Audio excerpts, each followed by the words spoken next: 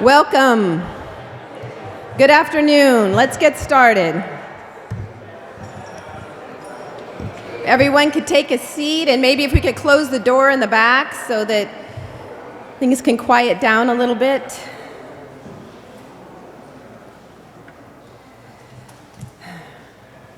Thank you.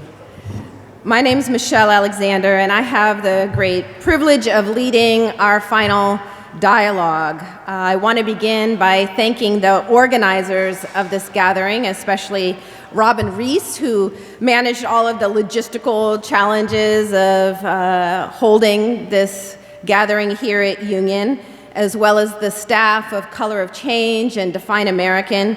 Without the dedication of many, many folks who are willing to devote many hours of service to this important effort, we wouldn't be here today. Well, before we get started, I just want to share a few thoughts about why I'm here today. When I published my book, The New Jim Crow, nearly a decade ago, I did not imagine that I would one day come to see mass incarceration as a two-headed monster. One beast, two heads. It is a beast that lives and moves through a vast network of institutions, policies, and practices designed to cage, control, and dispose of millions of people, overwhelmingly poor people of color, who are struggling to survive against all odds in a world that seems not to want them. One head of this beast is known by the name mass incarceration. The other head is known as mass detention. Different names, same beast. At first glance, from a distance, it can appear that we're dealing with two different beasts, with different parents, different genetics.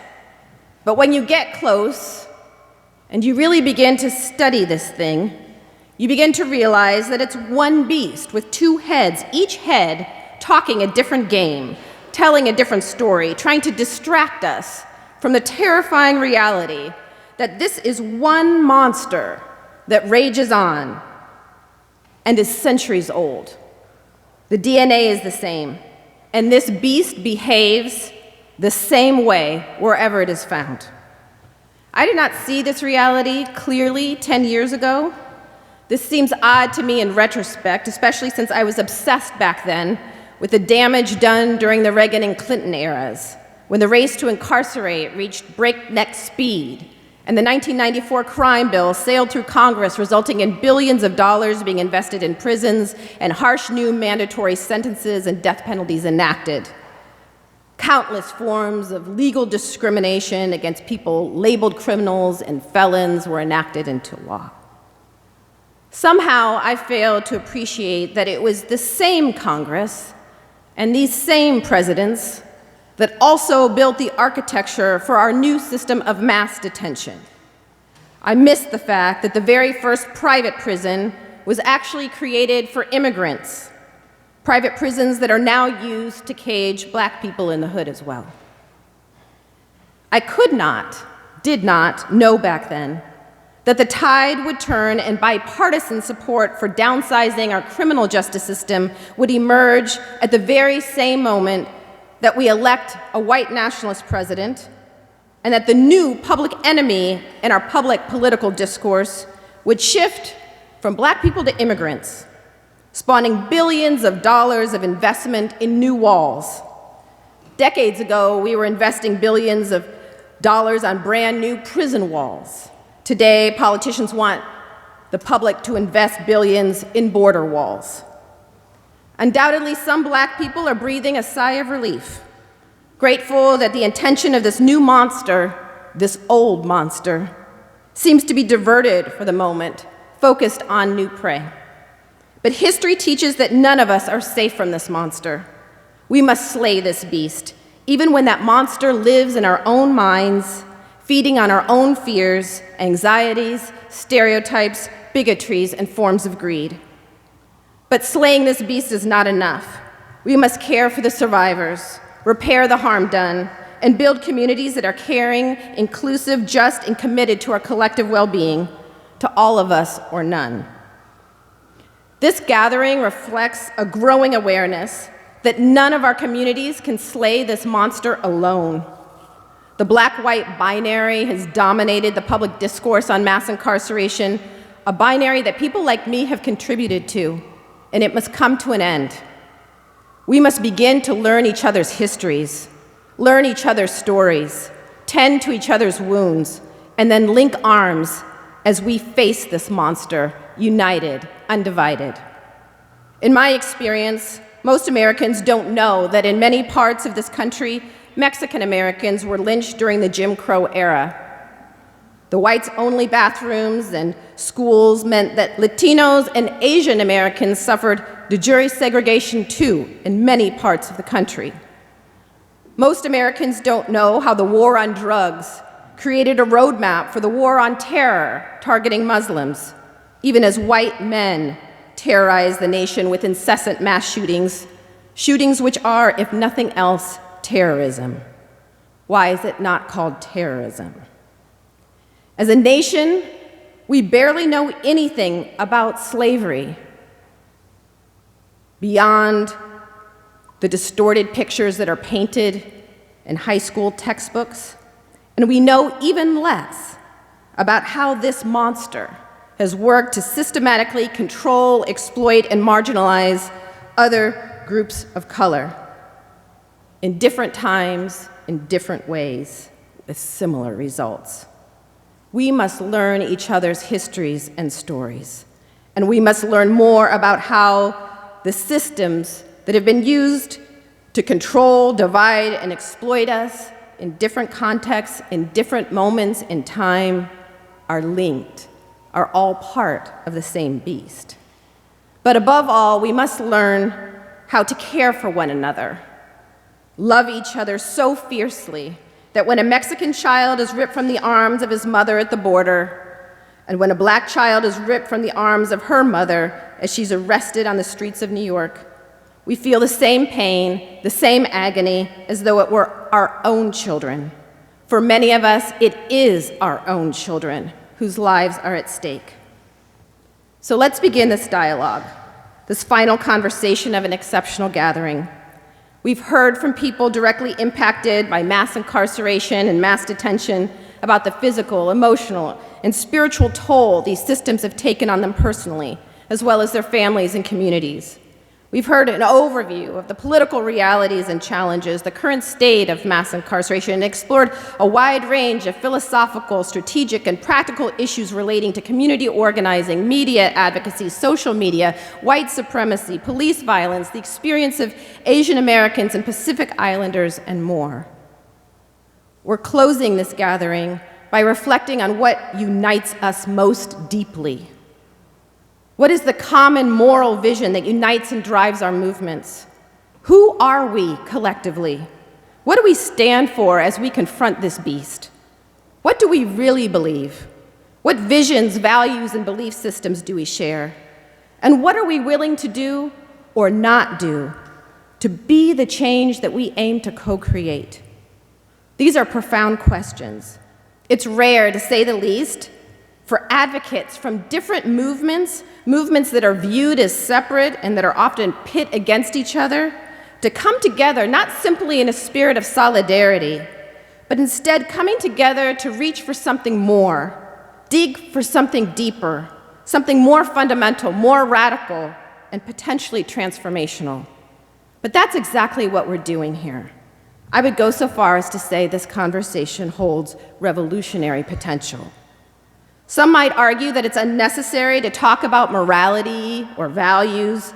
So long as we have common enemies and a shared political strategy, we're good. But history reveals that political alliances can easily be shattered by divide and conquer tactics, especially when there is no clear moral vision that unites people when it becomes, and it always becomes, politically inconvenient or costly to remain united. Without a shared vision of who we are, what we stand for, what we believe in, and what we aim to co-create, we can be easily divided, undermined, and co-opted. But there is another, perhaps even more important reason for us to end this gathering with a conversation about our moral vision. The fundamental question, what does justice require, is not at its core a political question. It's a moral one. So let's begin. We are gathered here because we understand that it's not possible to reimagine the meaning of justice in America without some kind of shared moral vision for our future. So we're here to dig deep and wrestle with some difficult questions about what we really believe, what unites us, and also what stands in the way of building a new moral consensus, one that truly honors the dignity and humanity of us all, no matter who we are, where we came from, or what we may have done. I have the honor of leading this dialogue with two amazing people, Jose Antonio Vargas and Desmond Meade. Jose is a Pulitzer Prize-winning journalist, Emmy-nominated filmmaker, and Tony-nominated producer. He co-founded the nonprofit media and culture organization Define American. His best-selling memoir, which I urge you all to read, Dear America, Notes of an Undocumented Citizen, was published in 2018. Most recently, he co-produced the acclaimed Broadway play, What the Constitution Means to Me, which was nominated for 2 Tony Awards, including Best Play. Several years ago, as many of you may recall, the New York Times Magazine published a groundbreaking essay of Jose's in which he revealed himself to the world as an undocumented immigrant and told his story. A year later, he appeared on the cover of Time magazine worldwide with fellow undocumented immigrants as part of a follow-up cover story he wrote. He then produced and directed Documented, an autobiography documentary feature film that aired on CNN and received a 2015 NAACP Image Award. In that same year, MTV aired White People, an Emmy-nominated television special he produced and directed on what it means to be young and white in a demographically changing America. Desmond Meade, who I admire deeply as well, is a formerly homeless returning citizen who overcame many obstacles to eventually become the president of the Florida Rights Restoration Coalition, FRRC, chair of Floridians for a Fair Democracy, and a graduate of Florida International University College of Law. As one media outlet put it, when Desmond learned that he could not vote for his own wife, who was a candidate for the state legislature, he became president of the Florida Rights Restoration Coalition and led the charge to adopt a constitutional amendment to re-enfranchise Floridians with felonies.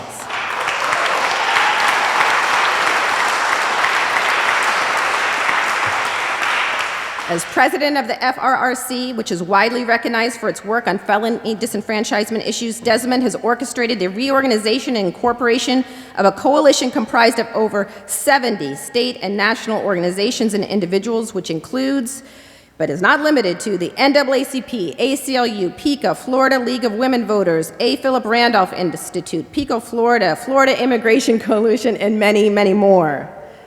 Desmond has received a boatload of accolades and awards celebrating his hard work and dedication, his leadership and commitment to social justice.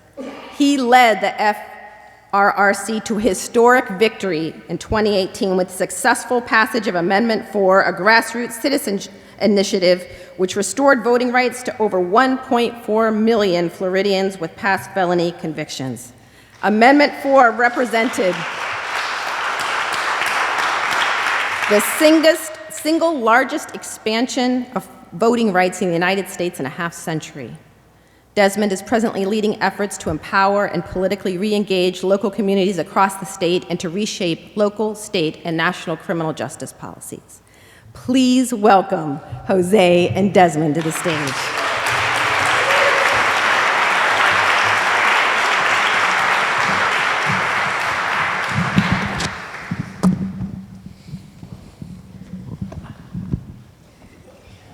Well, I just shared a little bit about what brought me here today, and I'd love to begin by asking each of you to share a little bit about what brought you to this conversation.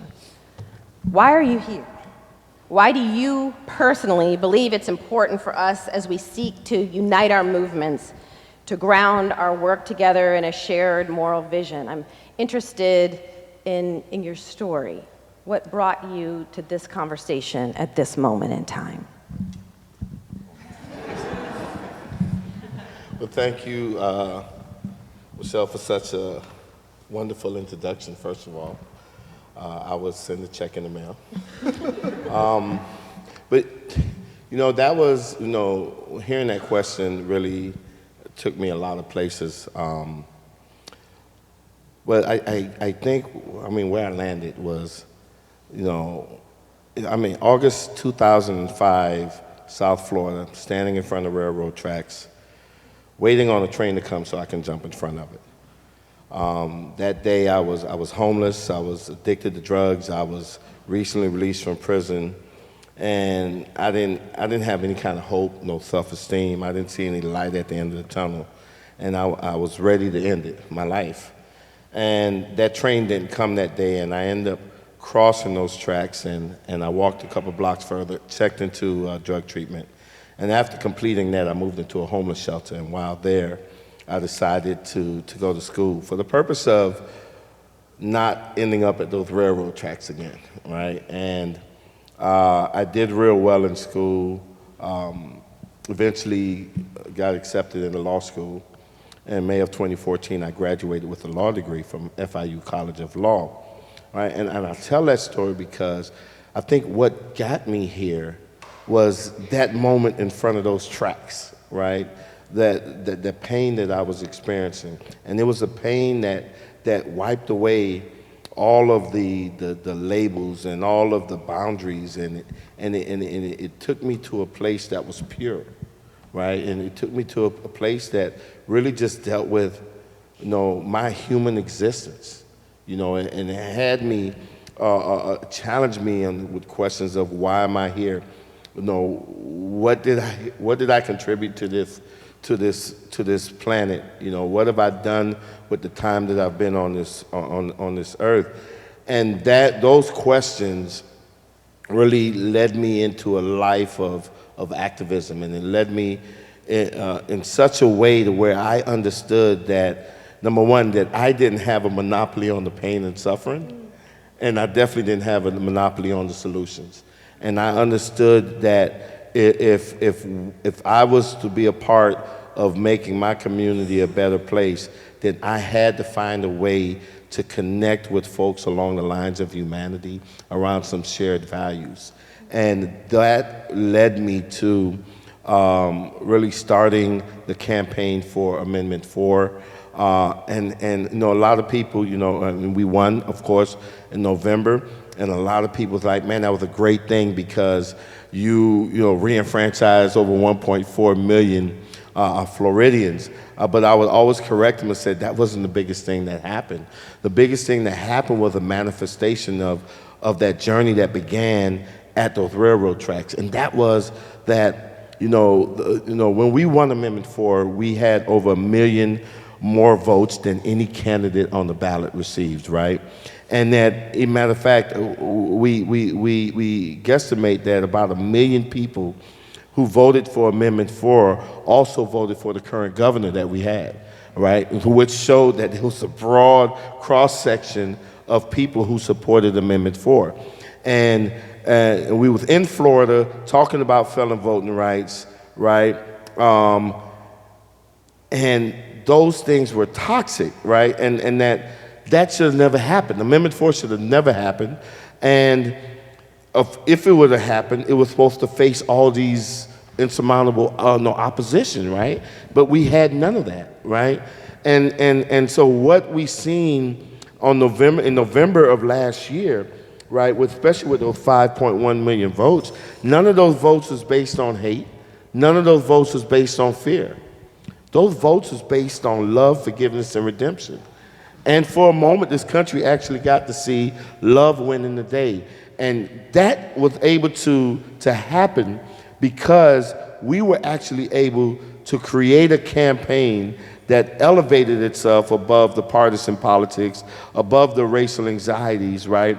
And to bring people together along some shared values that was based in our faith traditions, right? Love, forgiveness, redemption.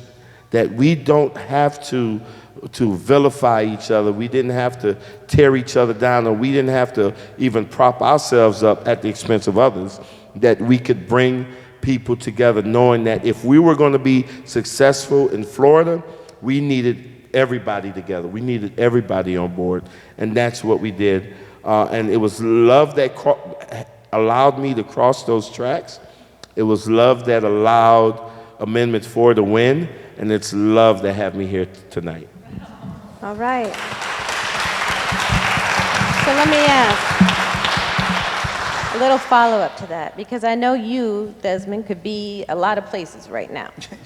You're a man in high demand. So why here, this conversation about the unity between the movements to end mass incarceration and mass deportation? Theological. All right, and so I tell people this, right, that we defied a lot of things in the campaign, because what some folks didn't understand was that the campaign was divinely inspired to begin with, right? And it was divinely led from beginning to, and matter of fact, it's still being divinely led, right? And so everything about the campaign I knew came from a faith perspective, right? To where when you talk about, especially when you look in the Bible, right?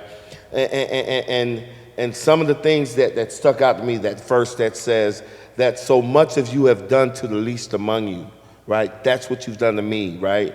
And it it further exemplifies it in 1 Corinthians 13, which is called the love chapter, right? And the love chapter basically say, I don't care how much money you have, I don't care how good you sing, or how good you can write, or how much money you donate, or how often you go to church. If you do not have compassion and love for that person that's in prison, or that homeless person, or that immigrant, or that transgender person, if you don't love them, then none of that matters. None of it matters. And that's where we were, that no, we don't exclude people, we don't vilify people, we embrace, because every human being is God's child, right? And so how do we relay that message to folks in such a way that draws them in closer? And so me being here, I think, is like so fitting, because everything, my existence where I'm at right now, I was a homeless crack addict, right, that was getting ready to jump in front of a train. The day I sit here as Time Magazine's 100 most influential people in the world, that don't happen because I look good, I forgot that part. Yeah, that happens because at some point I had to understand that I couldn't do things on my own, and I had to rely on a power greater than me, right? And that I had to submit myself to do his work and let him worry about the other things. And his work, right? His work was to take whatever experiences he brought me through, right, to use it to benefit my community. So no matter what station I was, it was somebody that could benefit from my experience. And in doing that work, just spreading that message about how, listen, no one is illegal. How could you be illegal? You know what I'm saying? Or what makes you less of a human because of your sexual identity, or where you're from, or the color of your skin, or your socioeconomic? None of that matters. What matters is that you're a child of God, and no matter how low you may have been at one point in your life, or no matter how low people might try to place you, right, that there's something special in each and every one of us, right? And so that all came from just a strong spiritual or faith grounding, right? That, man, listen, at the end of the day, I'm insignificant, right? What is significant is the work that we do and how we bring people together and tear down these barriers and these labels, right? And come together in such a way that we can improve our communities, move major policy issues, right? And make our communities, a much better place to live. it started here for me, and I mean, deep in our faith. And so I'm here, and I'm like at home right now. So Jose, I know that you don't identify as a religious person or as a person who is driven by faith, yet you are here as well, I know, for reasons that feel deeply personal and deeply moral as well. And so I would love to hear your story, what brought you here. Okay. How many people here have been here since last night? Can you raise your hand? Oh, wait, most people. So I've been kind of boiling since last night. So I don't know what's gonna come out of my mouth in the next, I don't know how long this panel is. So just forgive me if I say something crazy or, and Ryan, the executive director, I have board members at Define American here, like, oh my God, what is he gonna say?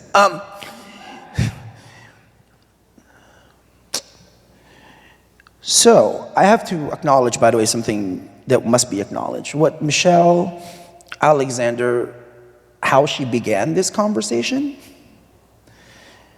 I don't think I've heard it articulated like that. And I was sitting there and I was thinking just what kind of moral, intellectual, human intelligence it takes for you to craft what you said the way you did. And I just really want to thank you for that.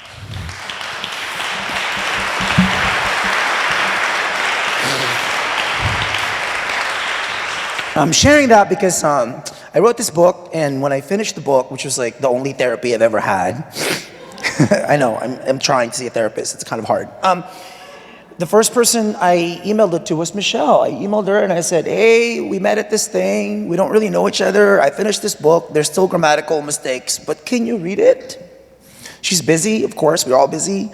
She said yes. She read it, and then she gave me this fantastic blurb, which I was really proud that when you buy the book, it's the first thing you see in the back of the book is her name with that blurb.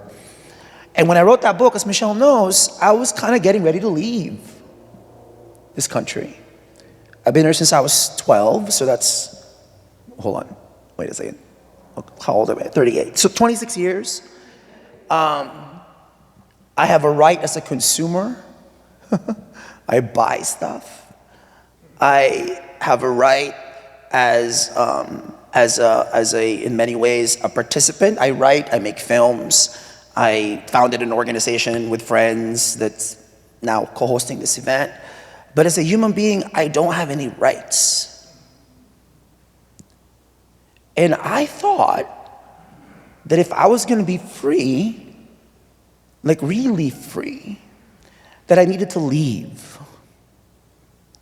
And you know this, Michelle, because the last quote in the book, you know, my mom said, and I thought it was right that she had the last say because she's the reason why I'm here and she's the reason why I'm alive. And when we were talking on the phone and I was writing my book and she said, you know, maybe it's time to come home, she said.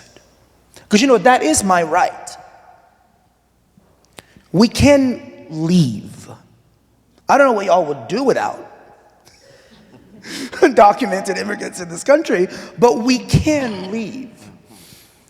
But the miracle of staying and fighting for your freedom that doesn't necessarily belong in laws that are enacted or in conversations that don't make room for you. That's a really personal fight. And it's coming from a deep place. For me, it has to come from a deep place of love. And maybe it's the same love that, you know, like allowed my mom to do what she did. And then it's the same love that have given me a space so I can stand up like I'm actually worth something. And it's hard because when I started doing this work, because of what I've done, and you know, when you were reading my bio, I kept thinking, oh God, I'm totally manifesting the good immigrant model minority dreamer thing, which I get criticized for a lot, because you know, that's what we all do now, just criticize each other. And then I keep thinking how unsuccessful I feel, because the kind of success I'm looking for is the kind of success that freedom can provide, which has to come from within, right?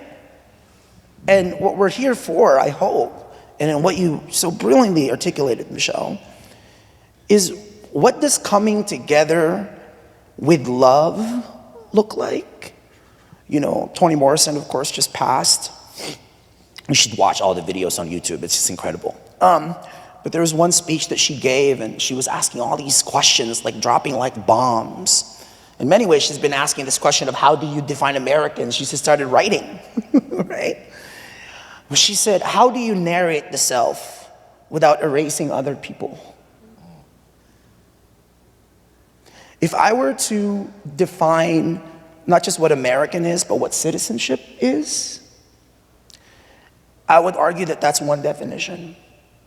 Like, how do we tell our stories? How do we sit in our chairs? How do we convene in our homes, realizing that our equalities are actually tied to one another? Now, I don't know if that's faith. I don't know if that's, when you kept saying a man of faith, my first experience with faith was my grandfather finding out I was gay and kicking me out of the house because we're Catholic. And so I had to find a different kind of faith, right? And actually, for me, it was Baldwin. It was James Baldwin that led to Toni Morrison, that led to this idea that faith is knowing that what is happening to us was not intended this way, that there is something better. And I think hopefully that's the faith that we take as we get into this, deeper into this conversation, is like what that actually looks like in words and in action. Yeah.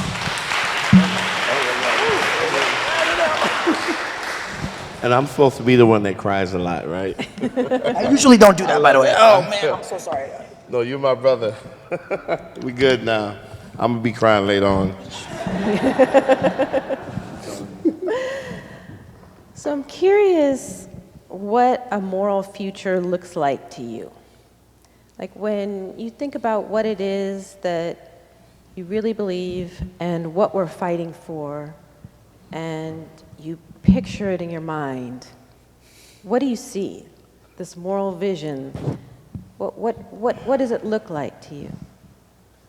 So, Michelle, I don't know if you remember a few years we were in Louisiana, and you told a story about the homeless people in this community, and you was like, hey, that church over there feeds you? And I'm like, yeah, we go there, eat all the time, and they're like, that they give you clothes? And like, yeah, we go there and get clothes all the time. And then you were like, it would seem to be that would be a nice church for you to join. And they were like, no way. And that kind of like threw you off, like, why? And their answer was, in spite of the fact that they went there to eat and to get clothes, that was the one place where they felt the most shame, right? And so when you talk about this morality, and I don't look at the building, and I don't look at the religion. What I look at is how do we see each other, right? And in such a way to understand that, how, for instance, one of the things that I get out, and I constantly refer to the Bible. I'm not a preacher.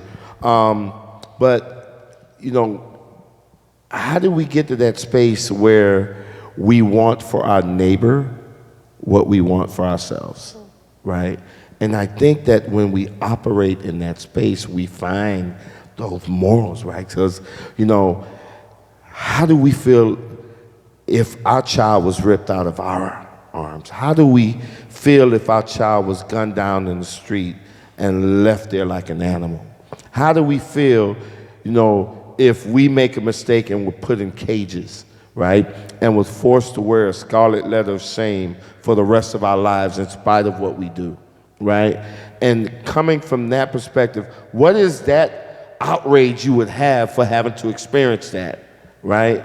And then think about it, how other people are experiencing that, right? And letting that be your guiding force. And so, what does it feel like, to be an institution of faith, but yet you don't have compassion, right, for the least among you, right? What is that? You know, and are you really a person of faith?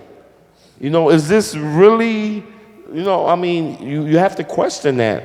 And I think that when you find that moral space, it's not this neat box with the brilliant ceilings and the beautiful organs. It's none of that. I think it's a space. It's a esoterical or somewhere out in the galaxy somewhere, but it's in a different dimension, right?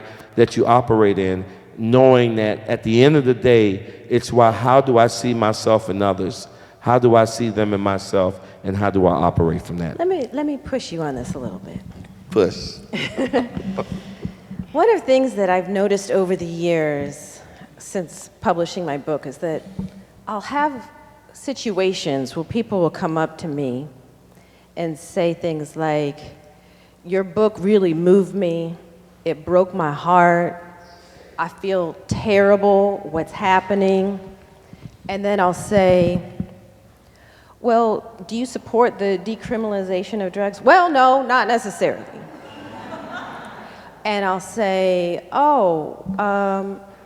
well, how do you feel about the way the police are behaving in the community? Well, I don't know, you know, the police have a hard job and they have to do what they have, you know. And so that there's a way in which I think we've allowed some people, particularly people of faith, but not only people of faith, to imagine that they care in their hearts. And maybe even visiting prisoners and doing ministry, people in prison, visiting people in prison and doing ministry, but then not actually committed to changing the material conditions, not actually committed to taking a position on whether or not we should still be building prisons today, whether or not we should be locking people in literal cages. And so even as, you know, I was thinking about this panel and trying to have a conversation about moral vision, it occurred to me that we have to find a way to talk about morality in a way that isn't disconnected from the material conditions people are living in. And so I guess my question for you is, knowing, and I know you are deeply committed to changing the material conditions, so I'm not suggesting otherwise, I guess, does having a moral vision that you would want for someone else, what you would want for yourself or for your own children, require you to take clear stance in moments of controversy, in times of crisis? Is it immoral to remain neutral or to remain in a state of voluntary confusion, which is, I think, what many people claim to be in? Yes, it does require you to take a stance, but what I would, and it's not necessarily, I would push it a little further, right? Because the people that you may think take a moral stand because, oh yes, I see what's going on with those people and it's bad, right? I would say that they have not connected yet, because they said those people, right? I think the time that we're connected is when it's not those people anymore that's suffering, it's us that's suffering, right? And I think that when it's us that suffer, then there's a natural reaction that would compel you to actually do something instead of just taking this stand back approach. So for instance, if you and I are in a car driving and I have a splitting headache, you might empathize with my pain, and you might want to take me to the CVS to get something for my headache, but you might want to go to the CVS in which you know that what you're familiar with. I'm experiencing that pain. I want that pain gone now, right? I want to take immediate action right now. And it's a difference, right? And so until you could actually take my pain on as yours, then you're only going to go so far.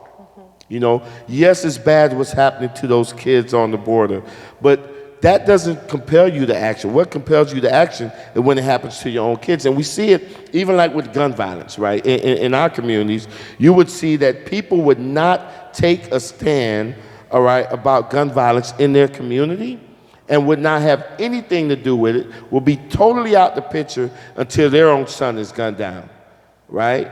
And why does it take our own child to be murdered before we take a stance on the violence that's going on in our community? And that's because we always looking at those and others and not understanding that there is no me without you, and there's no you without me.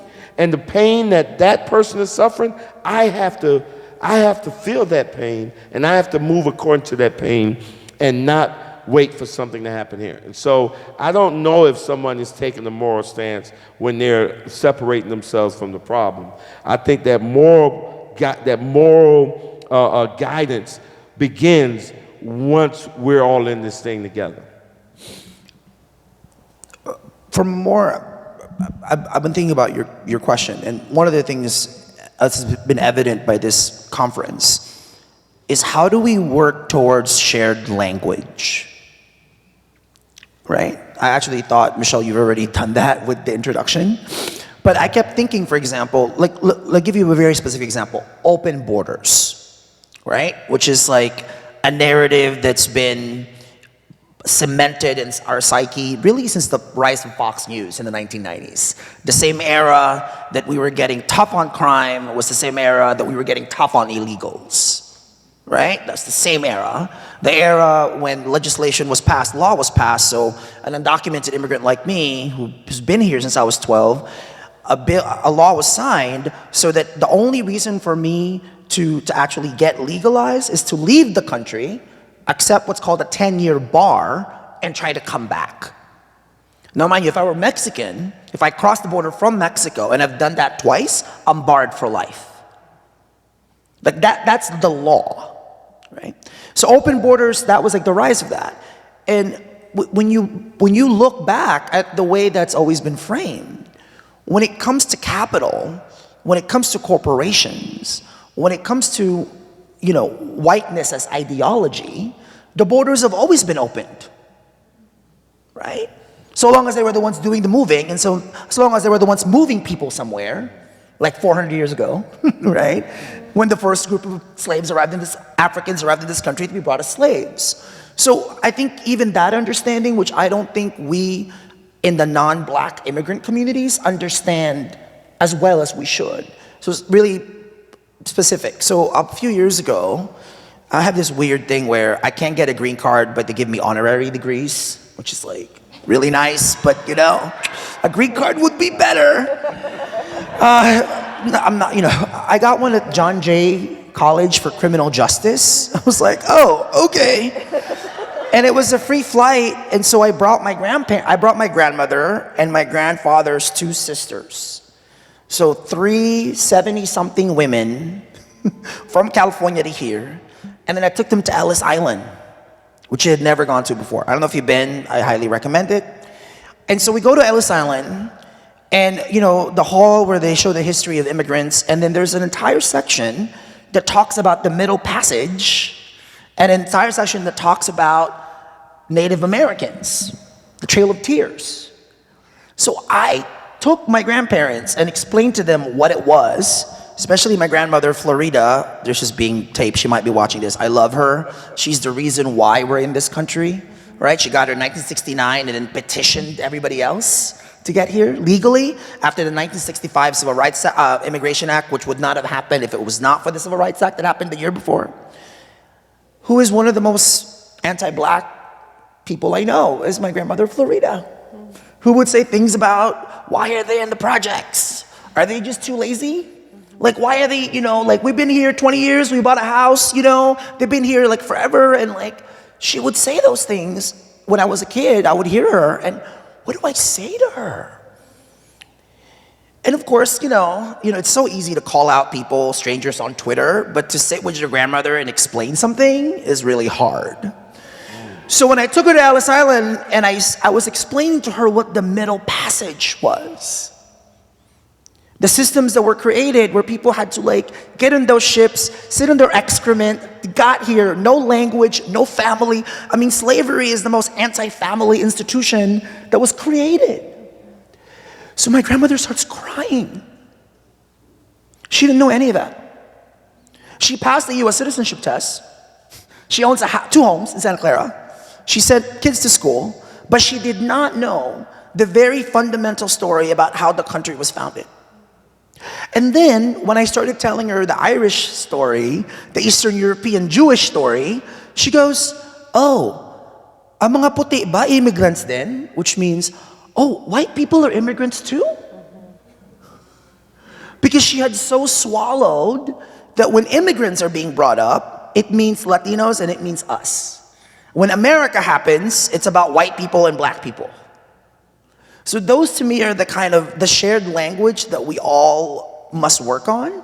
To me is at the very foundation of how we get to this moral, to this vision, to a shared vision. Without that language, I think it's going to be really, because we're having this conversation amongst people like us who agree on this stuff. Imagine if we're doing this in Ohio, or in Florida, or Wisconsin, or one of these 4 battleground states next year. Right? If we can't even do that within our own allies, then where are we going to do it? Yeah, I find myself in recent years thinking a lot about kind of what my moral commitments require of me, and challenging myself to become more concrete with that answer. And part of what it's required is being more honest with myself, but also in public speaking and dialogues, that this beast, as I call it, this is a beast of white supremacy, this is a beast of global capitalism, that if we're going to slay this beast, we are going to have to challenge capitalism, we're going to have to challenge white supremacy, we're going to have to change the greed within us, face the greed and the consumerism within ourselves.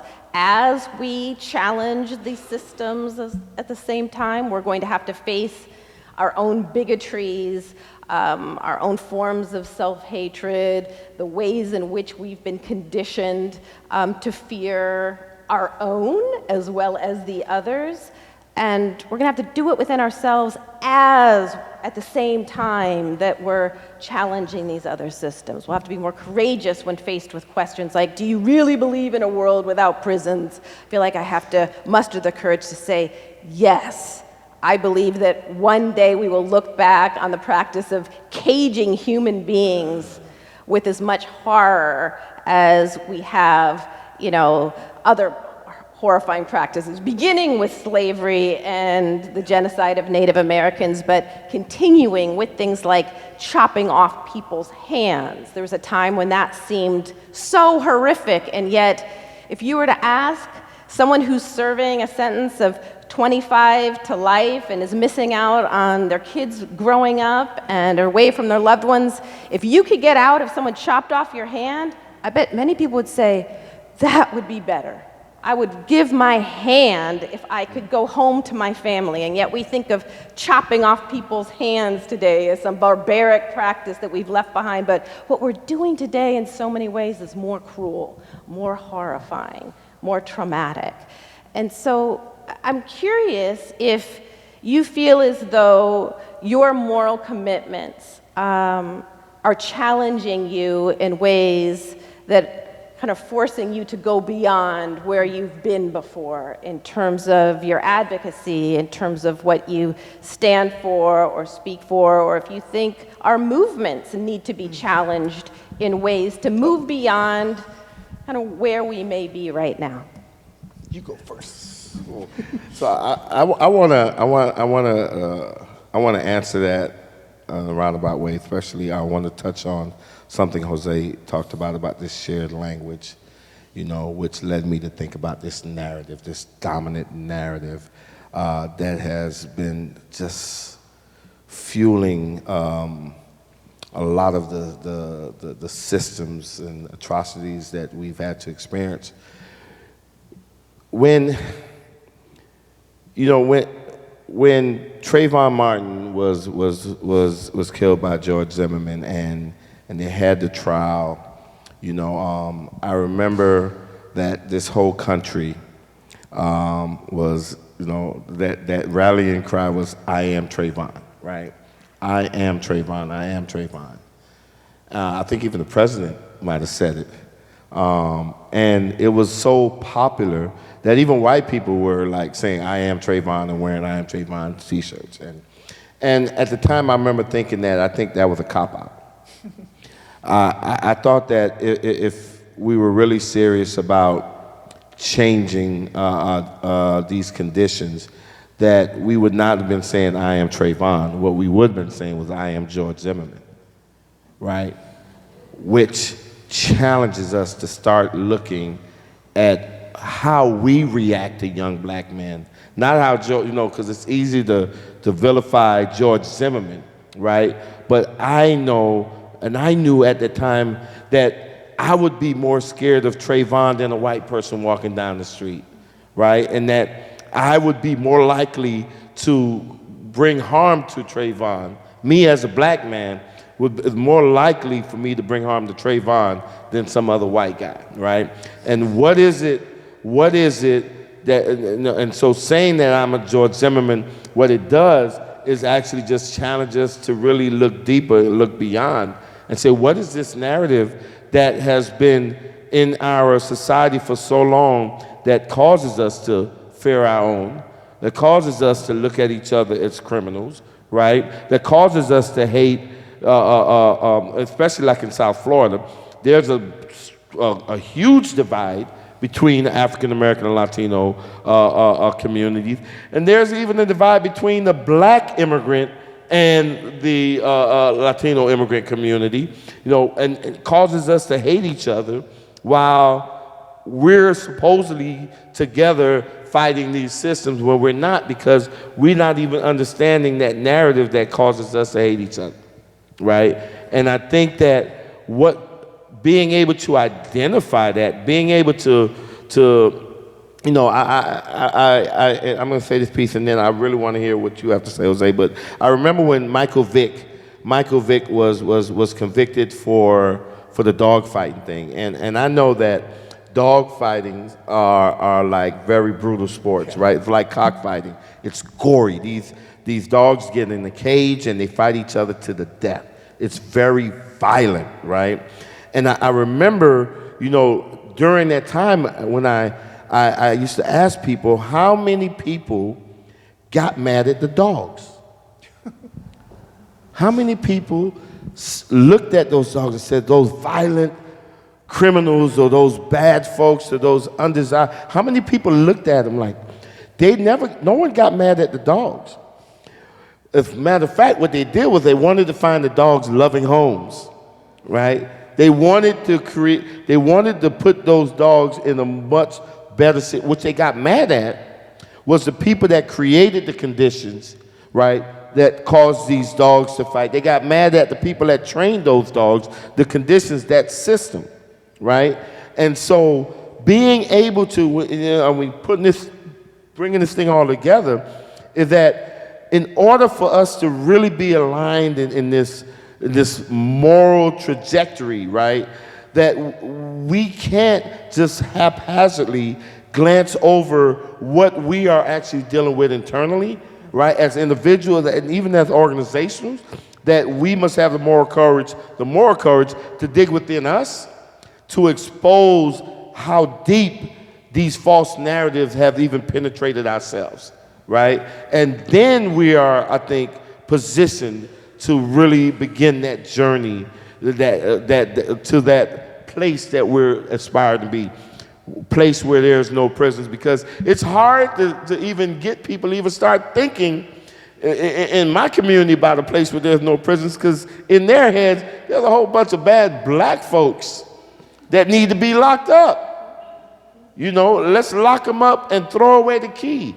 So they're not even there yet, right? And I can't even have a conversation with somebody about abolishing prisons, right, without first dealing with those issues or that narrative that creates that need for prisons, that need for divisions and labels? Oh gosh, okay. Moral commitment. So there's a woman here, I'm totally gonna embarrass her. Marcia Davis, can you stand up, Marcia? I'm so sorry, I'm about to embarrass her. She's not gonna want this. Sorry, Marcia. There she is. She was my editor at the Washington Post. She whipped me up into shape. But moral commitments, it starts this way for me. So I was working on a series, oh, we're good, Marcia. She's like, I was working on a year-long investigative series about HIV/AIDS crisis in Washington, D.C. This was in 2006.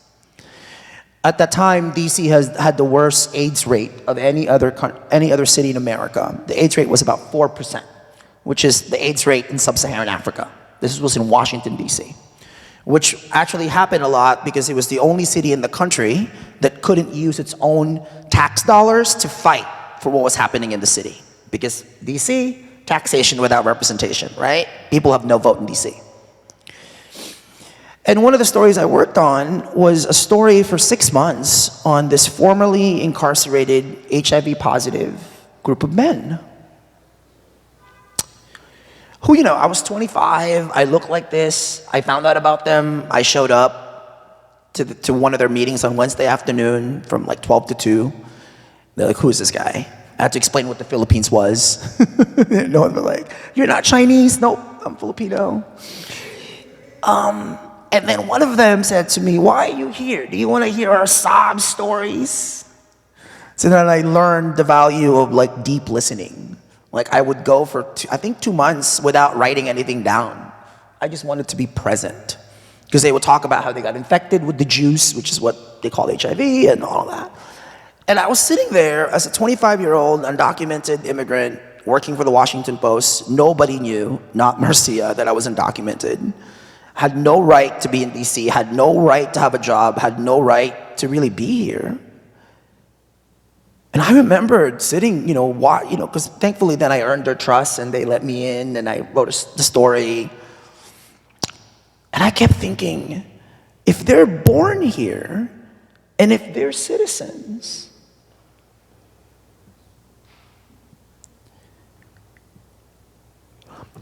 if we can't treat them the way they should be treated, then what right do I have to ask something that's not even being given them?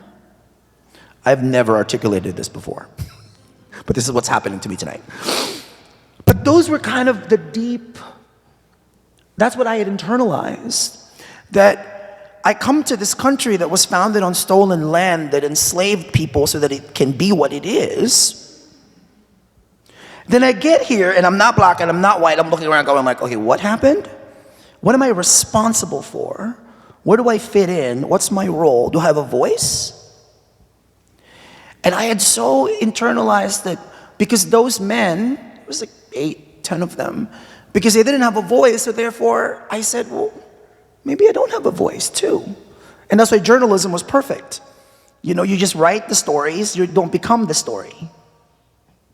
So it wasn't until the past few years and really like the rise of the Black Lives Matter movement, where it is now, right? That seeing kind of how this country is waking up in a very different way, I think. And you're right, Michelle. Who would have thought that when you published the new Jim Crow 10 years ago that we would be now in what? Reparations is an actual mainstream political conversation in the 2020 campaign. So when I talk about moral commitments, I think this commitment of when we say equality, we actually get to the really root of who we're talking about and how it applies to everyone. And I'm articulating this and I wonder how my own families, I was talking to Rashad when he gave this presentation today. So I'm Filipino, as I said, we have big ass families, like Italians, right? Big families. I have 33 relatives in the Bay Area who are Filipinos. Out of 33, 18 were eligible to vote. Out of the 18 people eligible to vote, only 5 voted. And we're all Facebook friends. So they see my posts, I can't vote, please vote, right? So then I interviewed them after the election. And then one of my aunts, who I love, says to me, Ton, that's my nickname in Tagalog, Ton, I bought a house, I drive a Camry, I sent your cousins to school, I'm done. Again, America is a black and white thing. We don't participate in it. We're just here to work. We're just here to work. So I think that's a part of this conversation. And I think it has to be a part of, when you said, Michelle, at the beginning of this talk, how do we look beyond the black and white binary while, of course, acknowledging what that built and how we got to where we are? That, to me, has to be a part of how we make this, what those moral commitments are. We were just, Desmond and I, actually, you're gonna have to tell the story, but. So, one little anecdote. Netroots Nation, do you know what that is? It's like the largest gathering of progressive people. 2015? 15. They asked me to moderate the presidential forum. Because they thought, hey, he's undocumented, he's a journalist, he should moderate this. And they thought I was gonna, do softball questions, but I'm trained by Marcia Davis, I'm a good journalist. So I came in there prepared, Bart O'Malley, what were your plans in the police force in Baltimore? And then a group of Black Lives Matter protesters led by Patrisse Cullors started to go to the stage. And everybody freaked out. Martin O'Malley said something, he said all lives matter. He said something that was pretty, like, what? And then Bernie Sanders, cranky as hell, sorry, I've never voted, so I'm not for anybody. He comes out, cranky, just cranky. And the women, it was after the day after Sandra Bland. So they were saying, say her name, say her name, say her name. And he goes, aren't you in charge here? And then a few of the organizers got on the stage and said, kick them out. You kick out 30 black women out of this conference. Are you out of your mind? How am I gonna call Marcia and all the other black women who have mentored me since I was like, are you out of your mind? And so I didn't. I just stood there and I gave them the mic. I invited them up.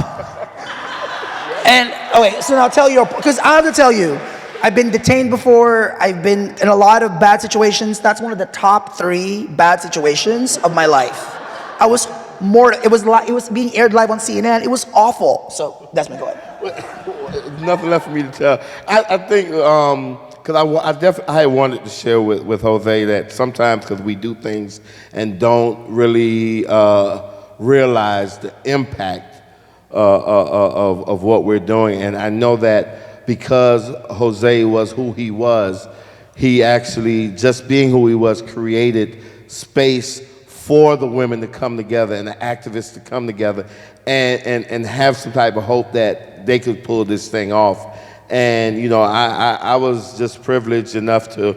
It was at that same Netroots was when I got that much needed spark to propel the ballot initiative to where it was at anyhow. So that was really cool. But to see, and I told him that I do believe that because of that experience, it caused, because Bernie Sanders was experiencing all of that, and I think it caused him to actually shift and make necessary alignments that propelled him to where he is today. And it all started right there by actually just giving women the stage. And so, but I got to say this piece though, because you hit me when you talked about your aunt that said that she sent the kids to school and that she did her job. She works, right? She's a U.S. citizen by a naturalized U.S. citizen. But she sent the kids to school. She has a job. She bought a house. She drives the Camry. And what did she say? She's done. She did her job. She did her job. All right. And when I heard that, what went in my head was because, like, in Florida, a quick example. In 2011, I remember Rick Scott won the election. He beat Alex Sink, right? And he won that election by around 65,000 votes. That year, over 808,000 registered African Americans and 912,000 registered Latino Americans did not vote in that election. They were registered. So you had over 1.7 million people of color who was registered to vote but didn't bother to mail in the ballot in an election decided by 63,000 votes. Now, Rick Scott went on and assaulted people of color for his 4 years in office. I mean, he believed that, and he's in a room full of Latino evangelical clergy, declared that people crossing the border from Mexico was bringing diseases to this country, and they were all criminals, and they was coming to rape our women and burn our villages down. And so I thought that Rick Scott was one of the better governors in the history of Florida, and the only reason was because he was managing to piss off so many different constituency groups that they were going to finally propel people, particularly people of color, into being more civically engaged. And I mean, because he was accused, he even insinuated that our black legislators all came from broken homes. He tried to drug test welfare recipients because we're all black, you know, and we use welfare money to buy drugs. He runs for re-election. And this time he beats Charlie Crist, and he wins by 65,000 votes. That year, the number of African Americans who was registered increased, that didn't vote, increased to over 1.3 million. Wow. And the number of Latinos increased to over 1.1 million. So now you have 2.4 million people of color who didn't vote in an election decided by 65,000 votes. And so when you said the thing that your aunt said, you know, I relived some of the frustration of being in black communities and trying to compel people to turn out and vote, and don't you see that this will change your situation? And just like your aunt said that she did her work, the black folks said, I'm just trying to survive. And they're so busy trying to survive and think that, listen, I don't have time to go vote. Man, I'm trying to survive, right? And so when you said that, it really, really just hit something. I mean, I just really had to share that. That brings me exactly to the question I have for you, which is, what do you see, and we're going to get to the challenges in a minute, but what do you see as some of the most important opportunities that exist right now? And again, kind of bringing it back to the concrete, what are some of the opportunities that we have right now to organize our communities around clearly defined political goals that are grounded in our moral vision that will help inspire people to believe that it is worth their time to vote? And I'm one of those people who, you know, I get a little uncomfortable if I think people are shaming those who don't vote. Because I think there's good reason for people to feel like their vote doesn't matter. You know, many people had turned out to vote during the Clinton years and got locked up and their welfare taken away, and so why should I vote? That doesn't matter. Things stay the same no matter what I do. There is some truth to that, and yet there is also powerful truth in that when we organize, and not just turning out for a presidential election, but when we organize around kind of the issues and the causes and concerns that matter most deeply to us and that are aligned with our moral vision, that we have extraordinary power. And so where do you see the great opportunities or potential opportunities today that we ought to be going after, and going after together, as movements for mass incarceration and mass detention? Wow. You want to start? Yeah, so, and you know, can I back up a little bit, Michelle? Okay, because this movement for mass incarceration and mass detention, I learned early on when I just started going to school and getting into felon disenfranchisement, and I was doing the research, and I think SB 76, I think it was, right? It came out around that time where it was model legislation that came out of ALEC, right? That was, and the people that helped draft it was like the GEO group and CCA, right? And then I remember the portion in your book that talks about every time we have a huge victory, somehow or another the forces come in and manage to separate us, right? And I discovered that the same forces that was like funding these candidates that was so-called tough on crime was the same forces that was sponsoring anti-immigration bill legislation, right? And I was like, wow, okay, wait a minute. You mean to tell me that I can sit down, and I thought about when Dr. Martin Luther King was assassinated, you know, I really feel he wasn't assassinated for fighting for black folks. He was assassinated when he made this an economic argument, and it brought together black and brown bodies, right? It brought together poor people, and he became a threat then, right? And that from since that time that we have, when you talk about mass incarceration, mass detention, that we actually have an opportune moment to sit together at the same table and understand that, you know, when you close your eyes and you think of immigration, that we think of the Mexican, and when we close our eyes and think of crime, we think of the black person, and understanding that it's not separate fights against Mexicans or against black people. It's a one single fight against dignity, human dignity. It's one single fight. There is no separation. Now I understand that the same forces that want to separate families at the border are the same forces that's been destroying families in our communities for decades, right?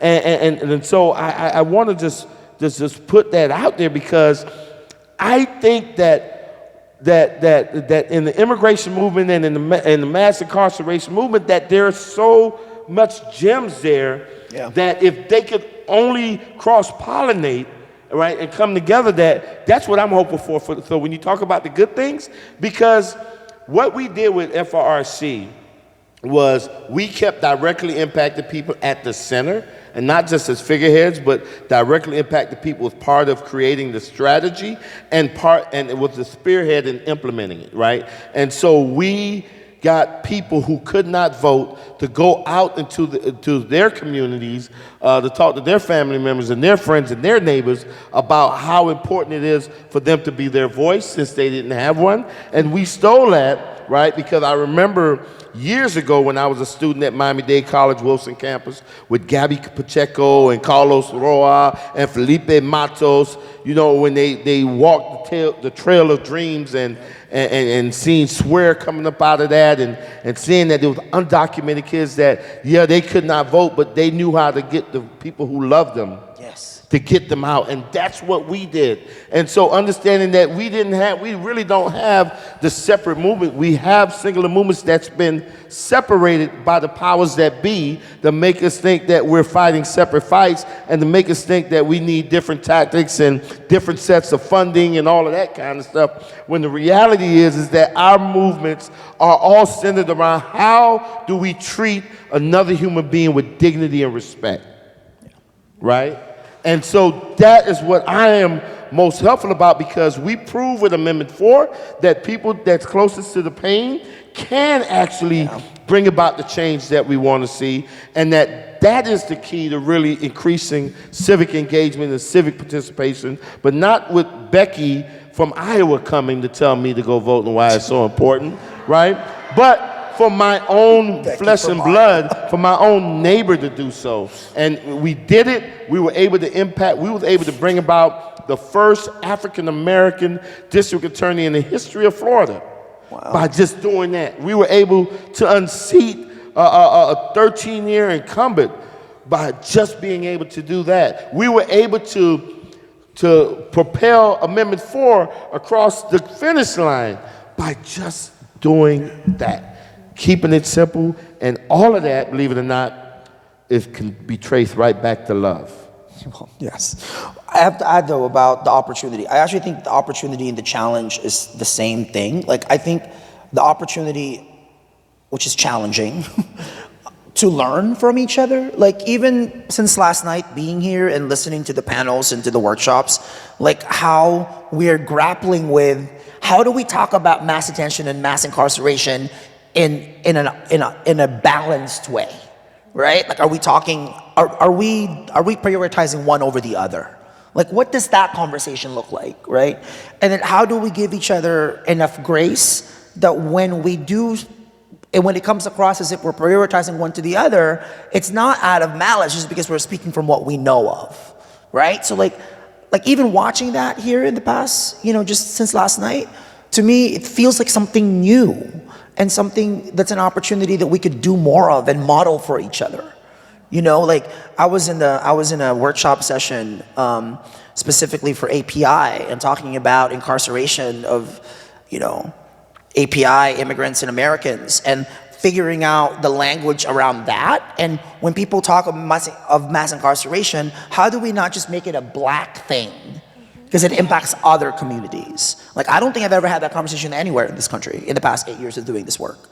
So, but those are the kind of opportunities that I think we have to really take advantage for and create spaces for, so that people can say things that they think might be faulty or may be politically incorrect, but we can actually see each other and learn from each other as we're making the mistake or maybe saying the wrong thing.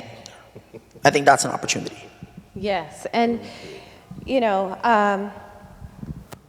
I also think it's important, though, for us to define goals where we get to work together, where we actually have political objectives, campaigns, and opportunities where we're in a room together, working together in support of one another.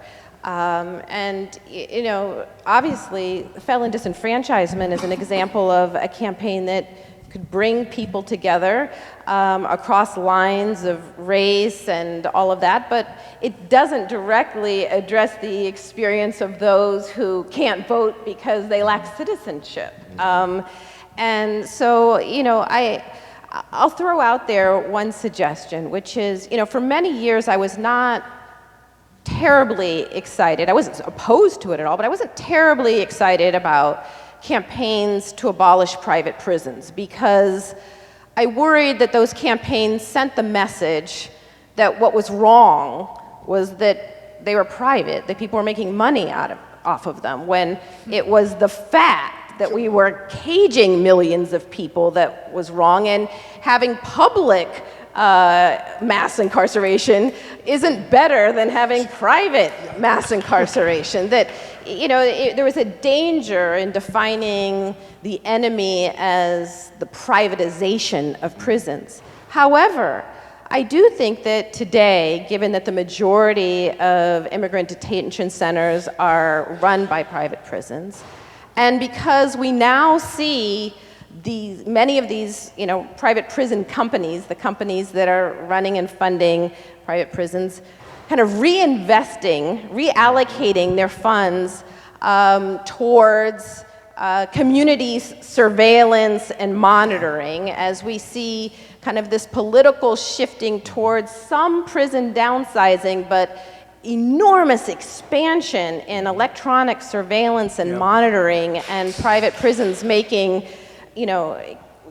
poised to make billions of dollars off of this move.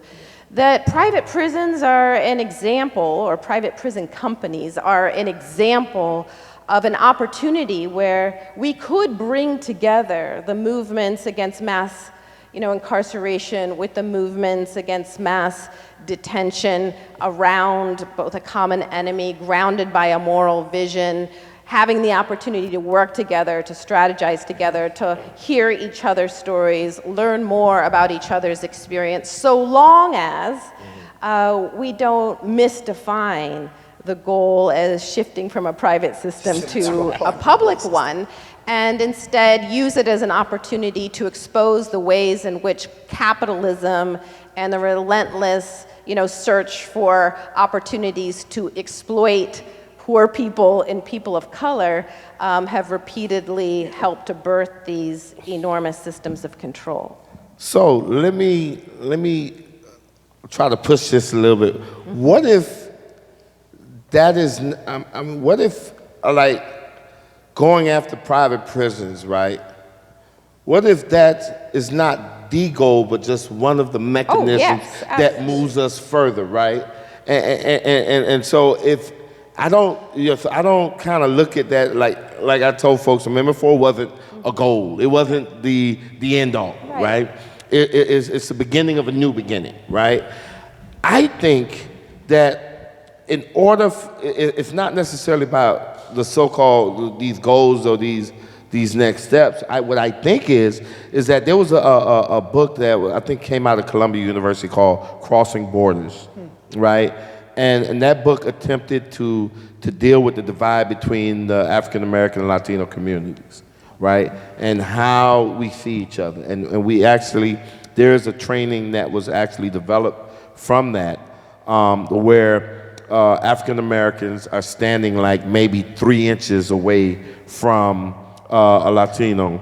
And the Latino is, and the question is that they're each sharing a moment in their lives that they were discriminated, right, by someone that the person reminded them of, right?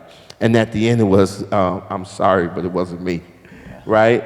And I think that there is a healing, and it's a painful healing that we've been avoiding, right?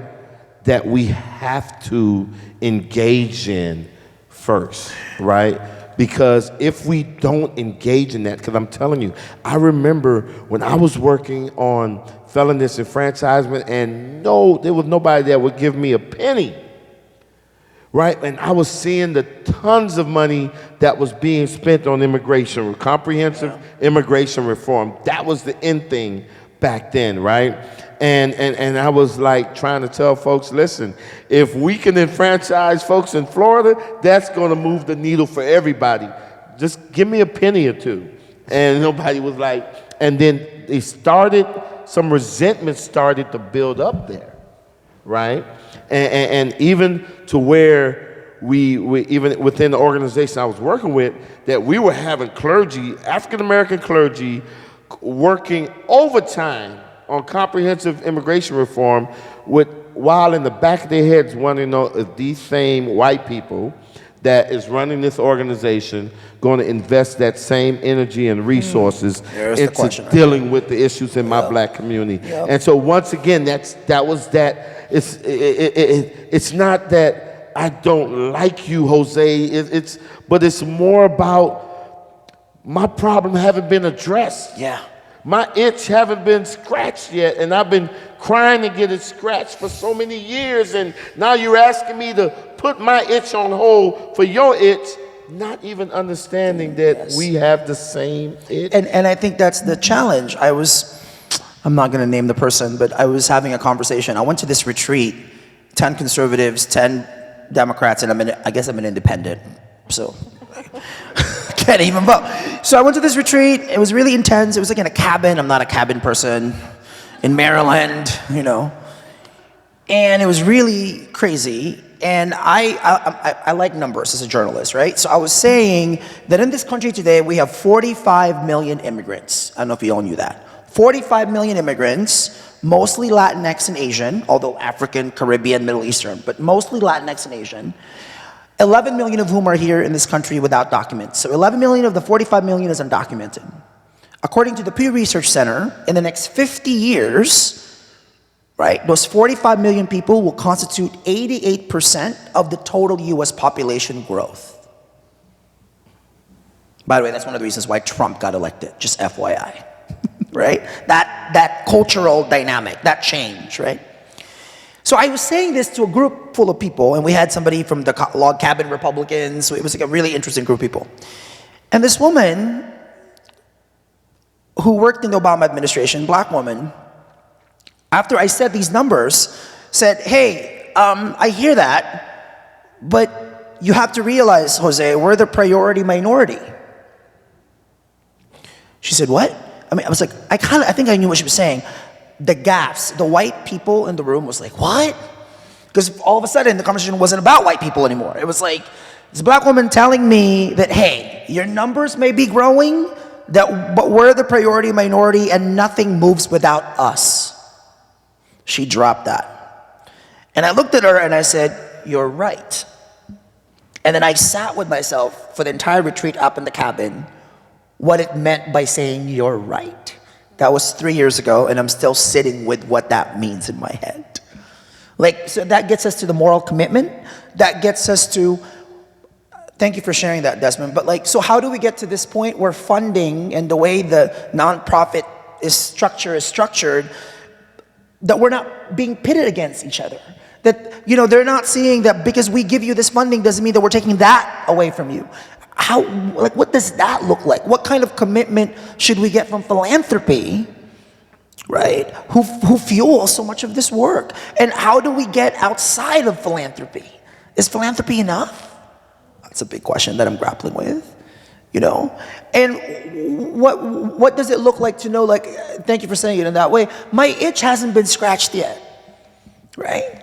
And listen, like, you know, this is what the new Jim Crow showed us. Just because you pass the 1965 Civil Rights Act doesn't guarantee.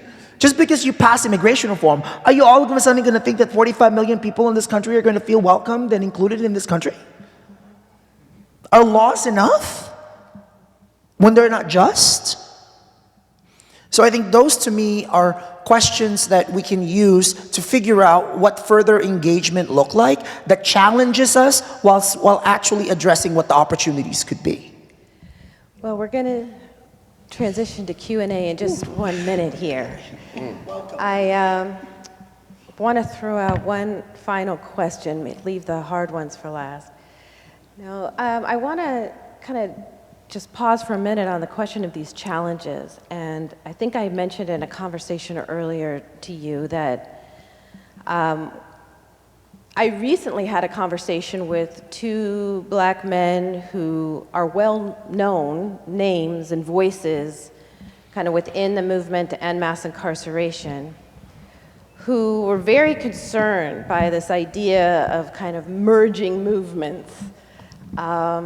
When I shared that I felt like we could no longer exclude mass detention and the people who are being held in immigrant detention from our conception of mass incarceration, that if we're going to talk about mass incarceration, we have to include all people who are in cages, as well as all those who are under some form of penal control, all those who have the monitors on them, whether they're wearing monitors because they were snatched by Border Patrol or snatched by police or snatched by ICE, all those who are subject to legal discrimination in this country, denied basic human rights because they have a criminal record or because they don't have a green card, that we have to stop imagining that the system of mass incarceration doesn't include people who are in certain kinds of cages for different reasons. Yeah.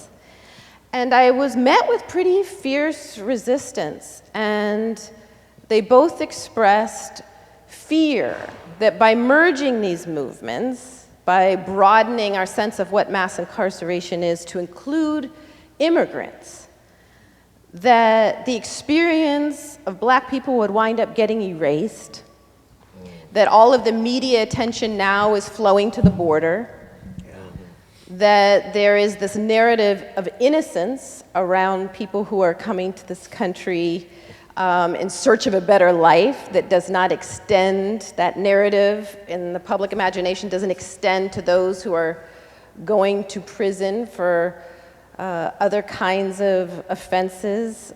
Even if they too are struggling to survive, they are not seen in that way. And that ultimately joining forces will wind up with immigrants who can pass as white or are perceived as white being embraced and assimilated while black people remain left behind as they always have been. And I think that that is a real concern with a real history and legitimate reasons, and yet I know that we will never slay this beast. if we imagine that we can fight these battles alone and isolated and without a moral vision that encompasses us all. So I'm curious, as we transition into Q&A, if each of you could respond to those kinds of concerns that I think are raised by people. They may not get stated publicly in forums where folks are afraid of backlash or being called out on Twitter, but I think that those are real concerns. And I think that the xenophobia, and all of that is found in the white community can be found in the black community, and that immigrants can be very racist against black folks too. And those are real barriers and challenges that stand in the way of building a united movement that are difficult to talk about, but also very real. And Michelle, I mean, you're right. You're right. There is that real concern, and it is so legitimate to that reality. You know, as a black person, you know, there is a level of anxiety that folks can feed off of our misery to promote their cause, and then we're still struggling, and you see it time and time again. You know, there's some claims, and I'm not the expert to speak on it, but even with the women's rights movement that they took from, you know, the black experience and pulled the women into that, and they got propelled, but black folks were still in this misery. And so that is something that is real and legitimate in our reality. But it is a legitimate concern, but when you talk about it in that aspect, I challenge folks to look at the movements of mass incarceration and mass detention as not the end all, but rather as fruits on a tree. That there's something even deeper than that where we unite, right? A good friend of mine, Dr. Vincent Ntandi, wrote this book called African Americans and the Atomic Bomb. And it explored the active, I think James Baldwin was one of the folks that was part of this community of African Americans that was protesting the United States bombing of Hiroshima and Nagasaki. I always mess up help me out. Nagasaki. And the interesting part of that book, right, was actually not the act, because the black folks was like horrified at what happened, and their thinking was, man, if they can do it, if they can obliterate, all right, just a whole a race of folks by just dropping it, what will they do to us, right? But here was a part of the book that I think is relevant to this, is that what the United States did before they dropped the bomb on Hiroshima was that they engaged in a propaganda campaign that painted the picture of Japanese in such a way that they were slant-eyed yellow devils that was going to burn and burn down villages and rape women and children.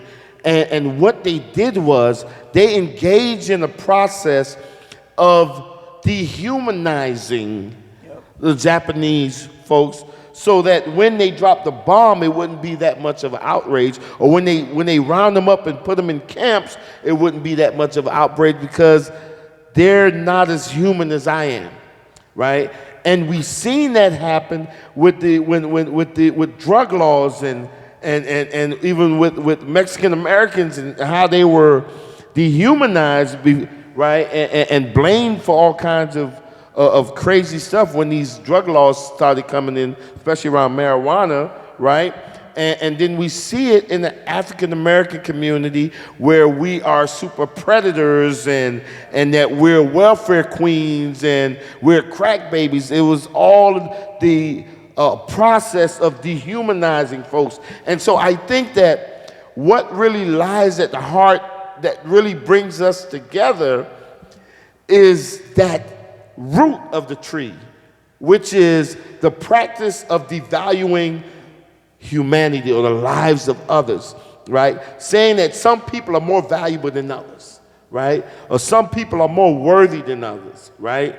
And that's the narrative that we come together. And when we come together on that, it fixes all that other stuff, right? But I think as long as we're trying to unite at these higher or the level of a fruit, it's going to be that friction that you got to deal with, which is going to lead us right back to the root, and that is, how do we change a narrative? How do we have this shared language? How do we move forward in this spirit of love and understanding that all human beings are created in the likeness and image of a greater being and are worthy of respect, love, honor, and be treated with dignity.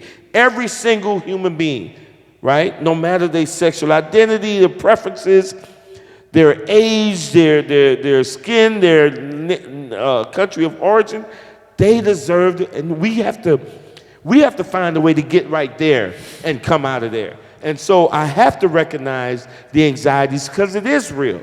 It's something that has happened, that people have experienced. You know, we have that in our communities, even in South Florida. But I think that we could spend a lot of energy at that level, which is just actually just picking the fruit off a tree, and that tree is going to bear some more bad fruit. Or we can actually recommit ourselves to really digging even deeper than that, right, and finding out what is that common thread that binds us together, that we can come together on and shift the narrative that will change the type of fruit that the tree bears. I'm just really glad, Michelle, that you brought this up to the conversation, because I do think it's valid and it's real, and I hear it, not publicly, as you said, right? And I struggle with trying to, the notion of immigrants is so married to the issue of immigration reform, and we operate under the assumption that all Latinx people are progressives, when in reality, you know, there was some statistic that said like 30% or 25% of Latinos, Latinx people voted for Trump. Are we gonna assume that Asian and API people are all progressives? Do not make that assumption one bit, right? So when we're talking about immigration, we're actually talking about, again, this new America that is literally being built. We are looking at a demographic change unlike anything this country has ever seen, right?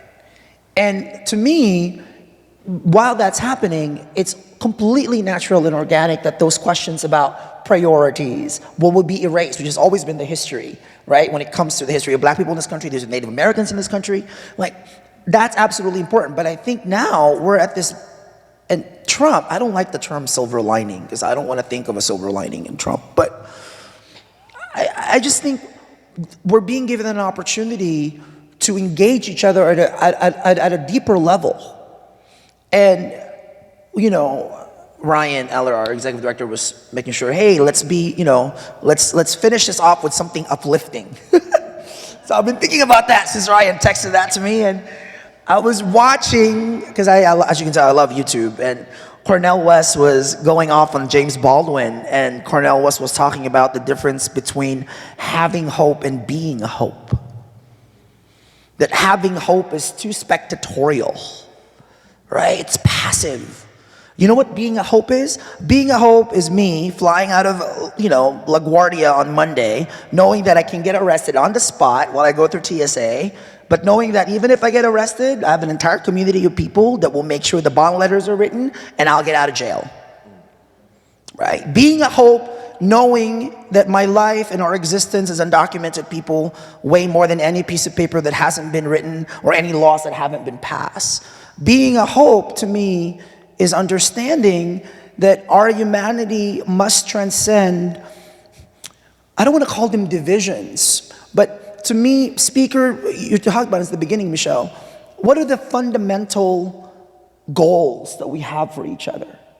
And when I'm trying to be hopeful, I look at that. And since we are in Harlem, Baldwin, right? I remember this thing from The Fire Next Time when he said, everything now we must assume is in our hands.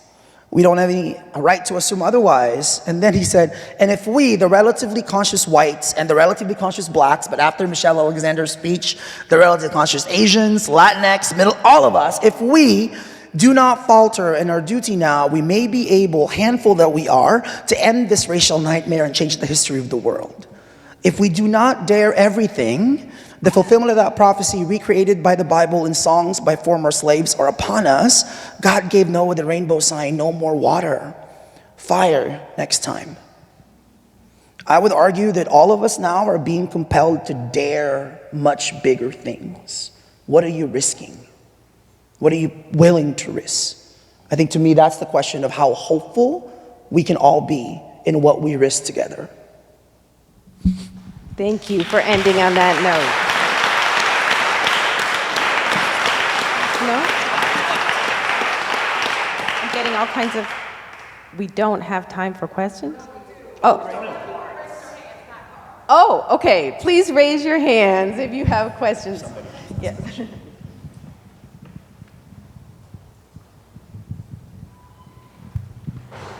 Yay, Eddie.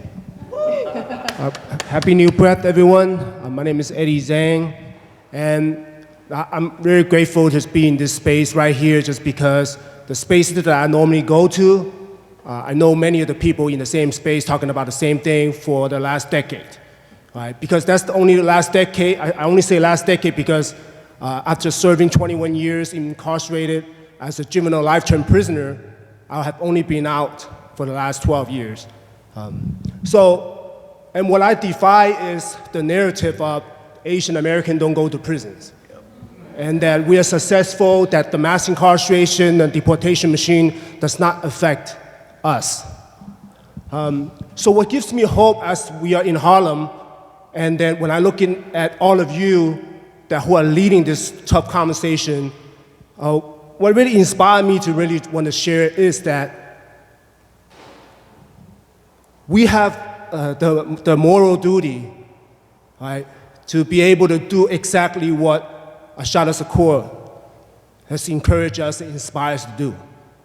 Is that we have a duty to fight and we have a duty to win, and then we have nothing to lose but our chains.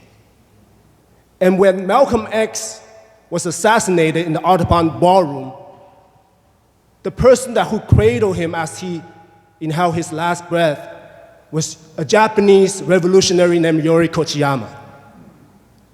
Now, how did that relationship form? And how is that politic alliance formed? That's what gives me hope. And what gives me hope is that when it's Black August inside the California prisons, the prisoners are coming together to celebrate Black August, to extend that celebration to the people who died and sacrificed their lives, so we have the rights and privileges that we have today. So it takes political education and cross-cultural healing and engagement for all of us, especially all of us who consider ourselves progressives or lefts, to be able to really think about how do we do that as a way to create that racial solidarity and equity that really we are striving for. It's because we are fighting the same common enemy, which is the structural racism that destroyed the humanity of the Native Americans and the African Americans. And that is something that I learned from inside the prison system. As an immigrant who didn't speak English, who committed a crime to hurt people in order for me to finally to become politically and socially conscious. How do I do that? So in this sense, I really want to encourage us as we're talking about this intersectionality to not just look at all the surface, the challenge that we have, but really look at the systemic issues that really brought us together as being oppressed people. Right? And when we're talking about what are we willing to risk, and I'm saying what are we willing to live for? What are we willing to live for? Lastly, I just want to say that there's a role for all of us in our lives. But one thing that we have the duty to do is to be able to maximize the breath that is sustaining our lives. How do we maximize that so our lives doesn't just gone in vain? Thank you.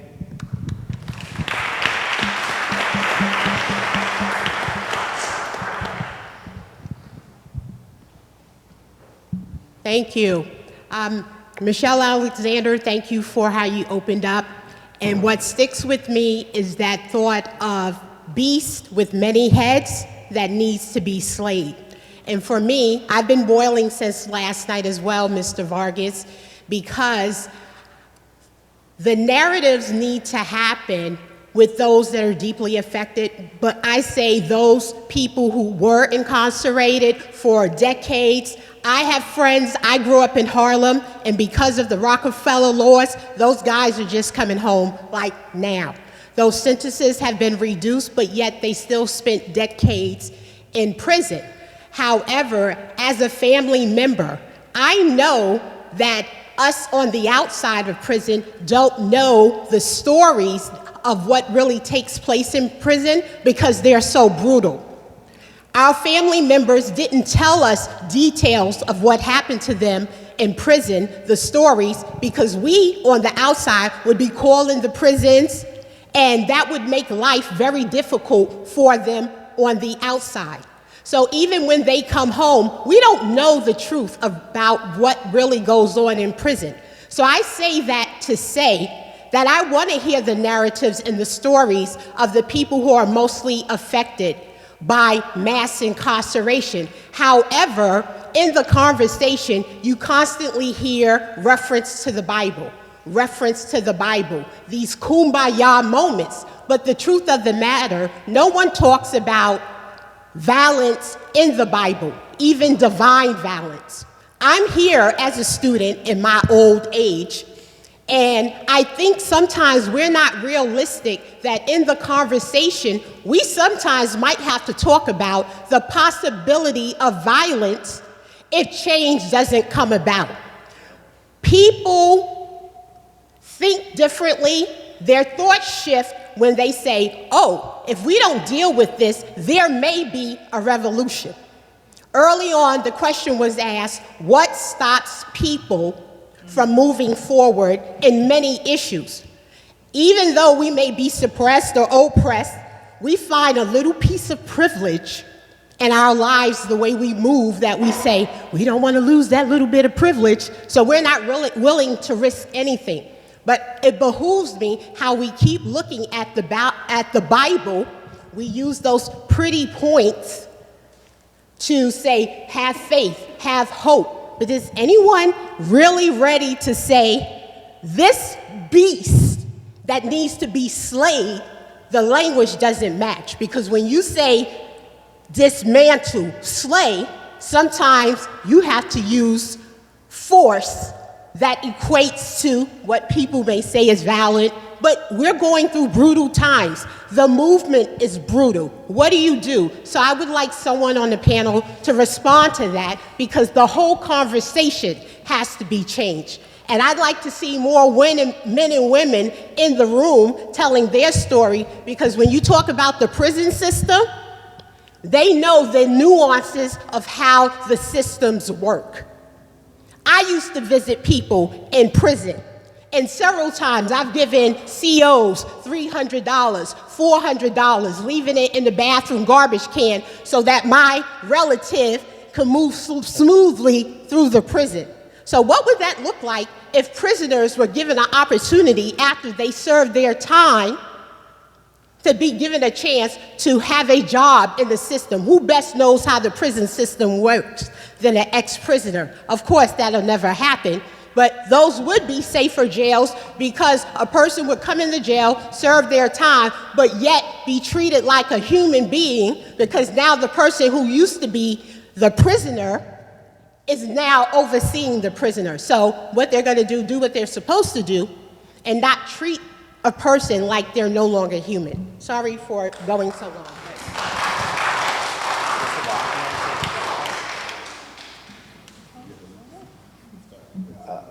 There was a lot there, so let me start with. Okay. So I've only been detained once. It was only for 8 hours. And since I am privileged, I got out after 8 hours. But I have to tell you, like, being detained with those, I was detained in 2014 when President Obama was telling those kids from Central America that they shouldn't be coming. And we were conflating all these issues that really, DACA is not the Central American refugee crisis. We're conflating all of these issues together. And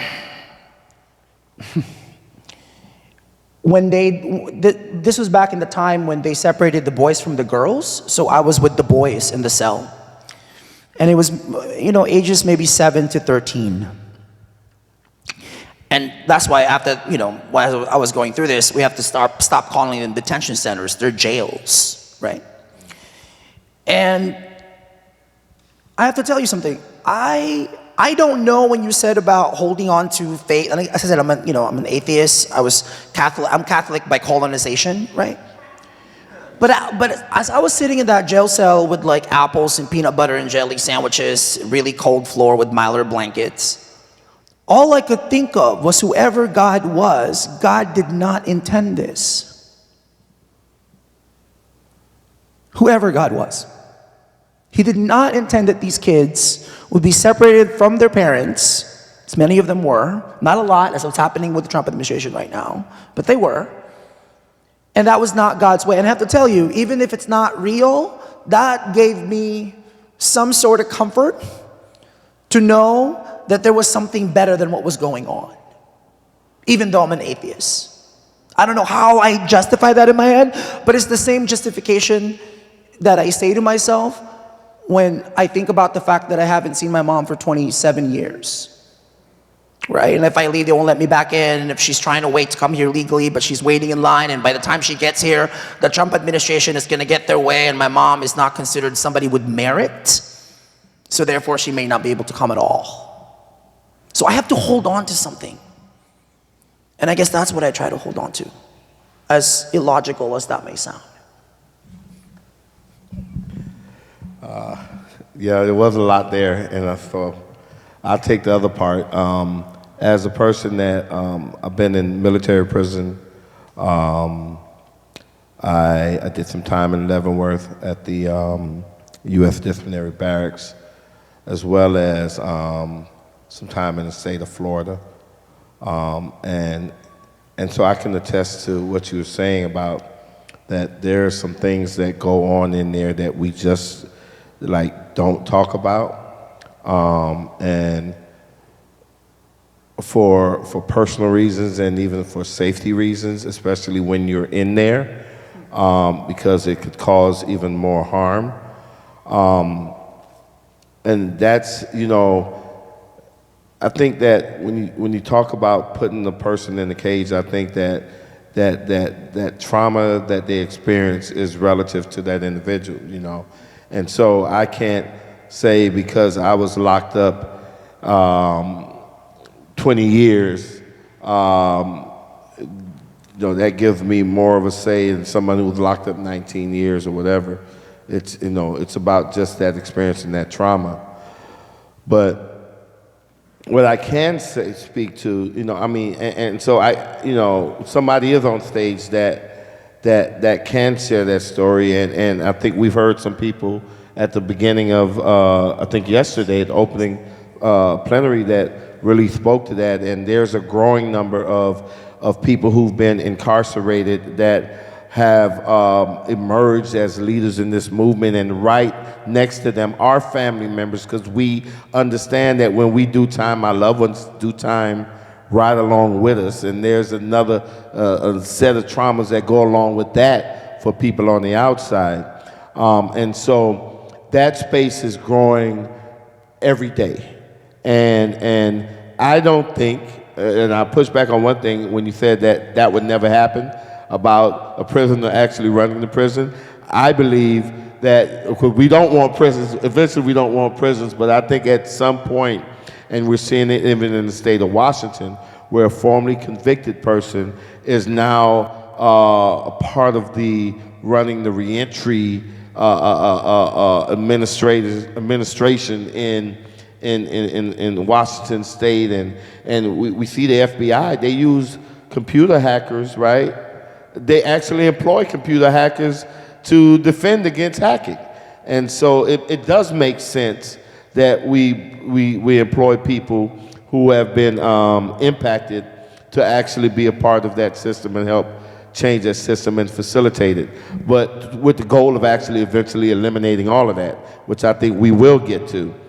But the other piece is I used to talk about, I used to have this training where I called it Give Faith a Job, right? And it was always to faith-based folks, because we talked about faith without works is dead, right? They understand that we can have all of the faith in the world. If we're not picking up that shovel and if we're not doing that work, then the change that we so-called are hoping for or waiting for might not happen.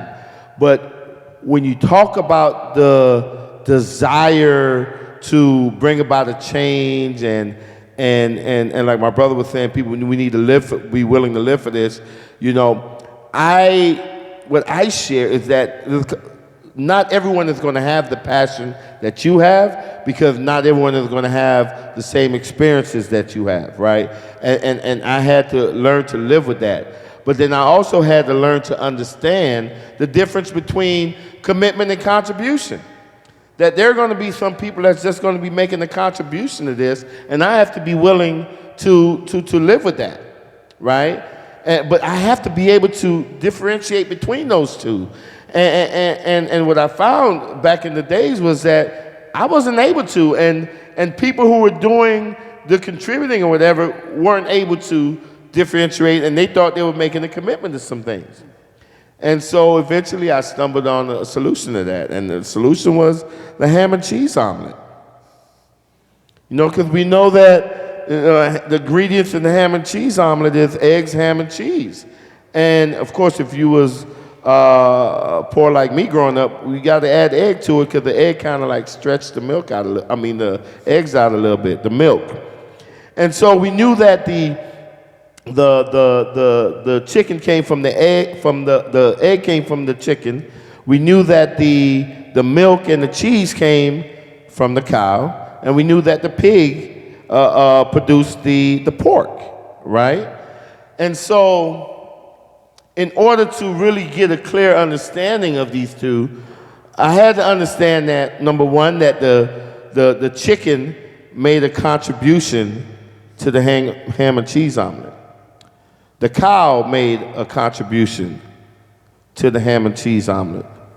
The pig, he made a commitment to the ham and cheese omelet. And that really helped me understand this. That, you know, when you talk about, well, are you committed to this?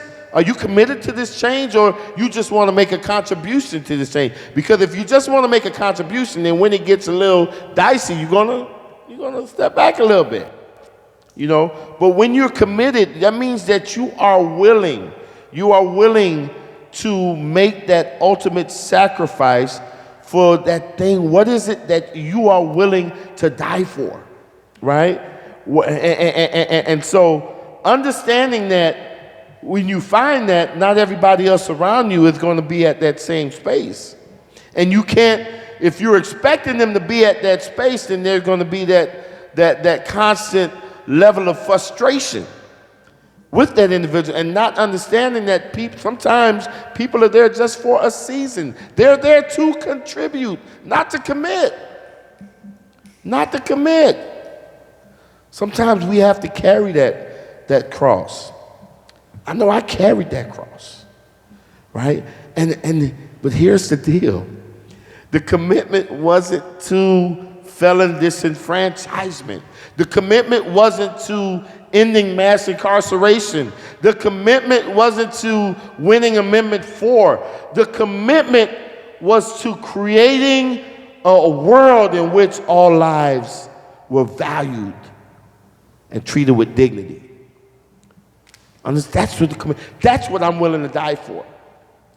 right? Not a political game, that might shift, that will shift the political landscape for decades to come. No, that's fleeting. What's more everlasting and more eternal is that current that binds us all together, and that states that yes, that little boy, that snotty-nosed boy, when we walk out of here and we see that homeless person sitting down, then know that that person is just as valuable as I am and deserves to be treated just like I would want to be treated. Right? That's what I'm willing to die for. How do we get to that space? How do we let that guide everything else that we do? Right? But knowing everybody's not there yet. Everybody's not willing to die for that yet. Maybe they're willing to die for some of those fruits. But there's some that will die for that. And you just got to carry that cross.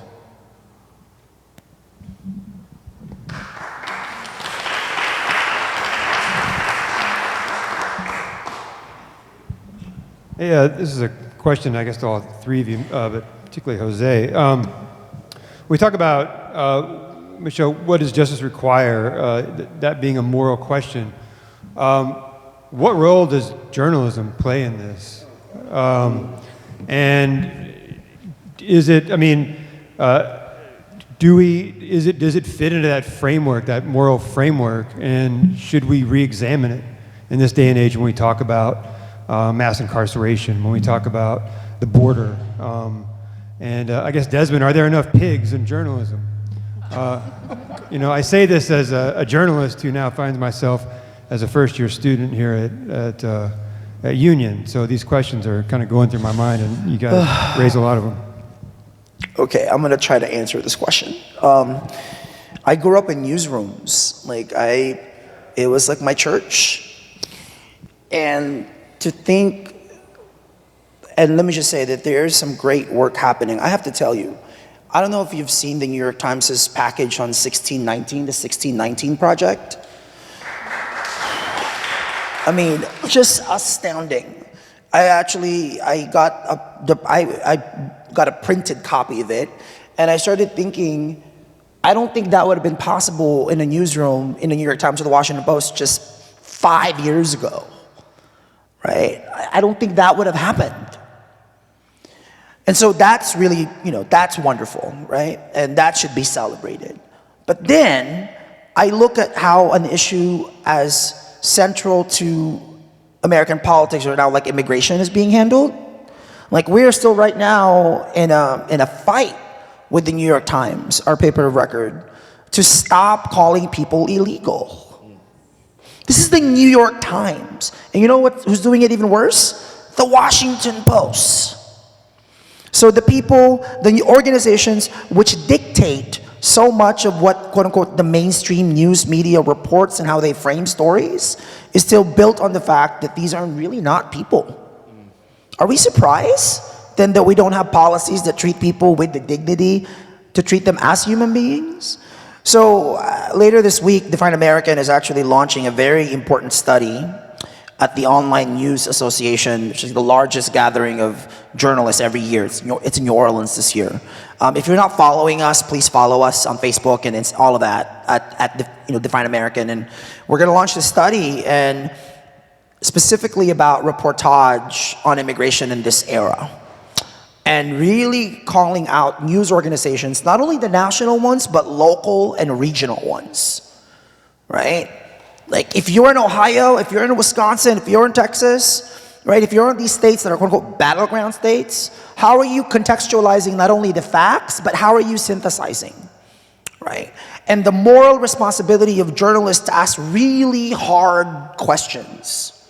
FYI, it's not called Define Immigrant, it's called Define American with a question mark. It's a really provocative, dangerous question.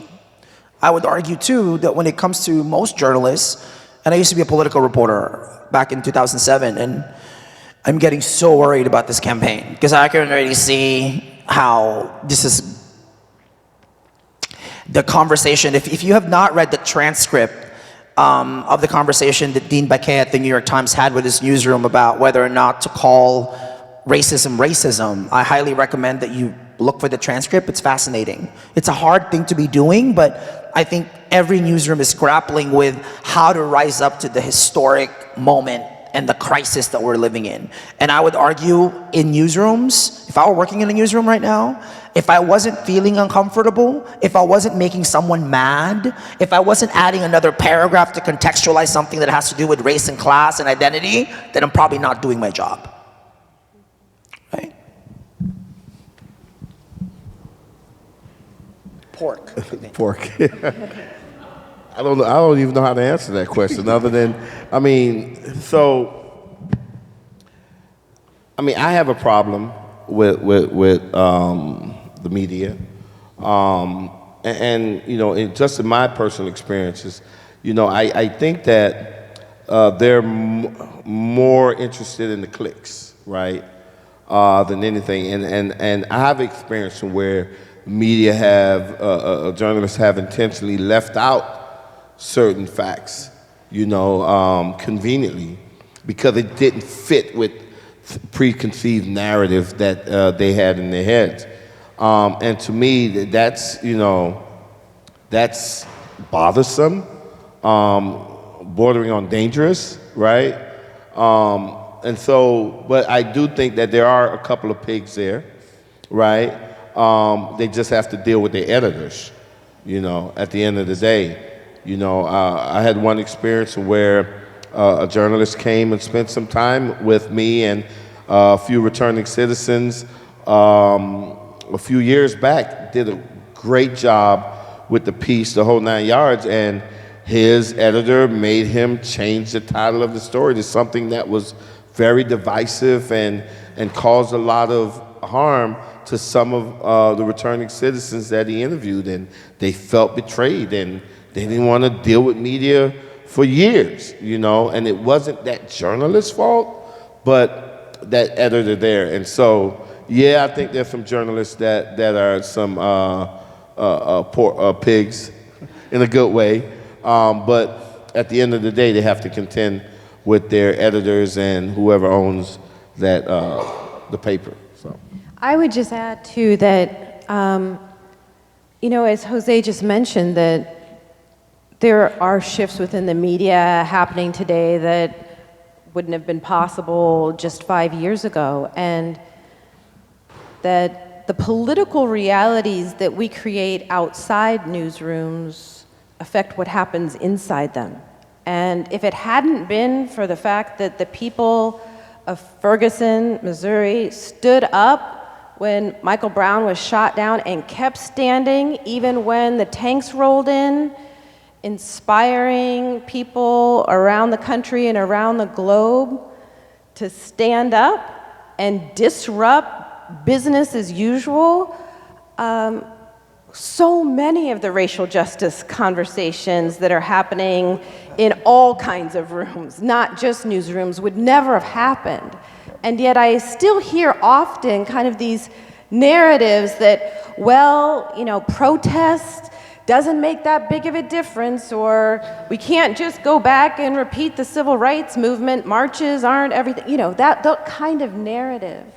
And yet what we have seen over and over again, not just in the United States, but around the world, that it's only when people who have been oppressed refuse to continue to cooperate with business as usual, and those who have privilege are willing to sacrifice some of that privilege and stand in solidarity and in unity, that disruptions occur that create openings for these narratives to be changed, for conversations to change as all. And so I just wanted to kind of pay tribute to the fact that even the conversation we're having today, right here, might not have been possible if thousands of people had not taken to the streets and stayed in the streets and risked their lives to disrupt the kinds of conversations and narratives that had been dominating, our political realities in the media for a very, very long time. And so I know I personally feel an enormous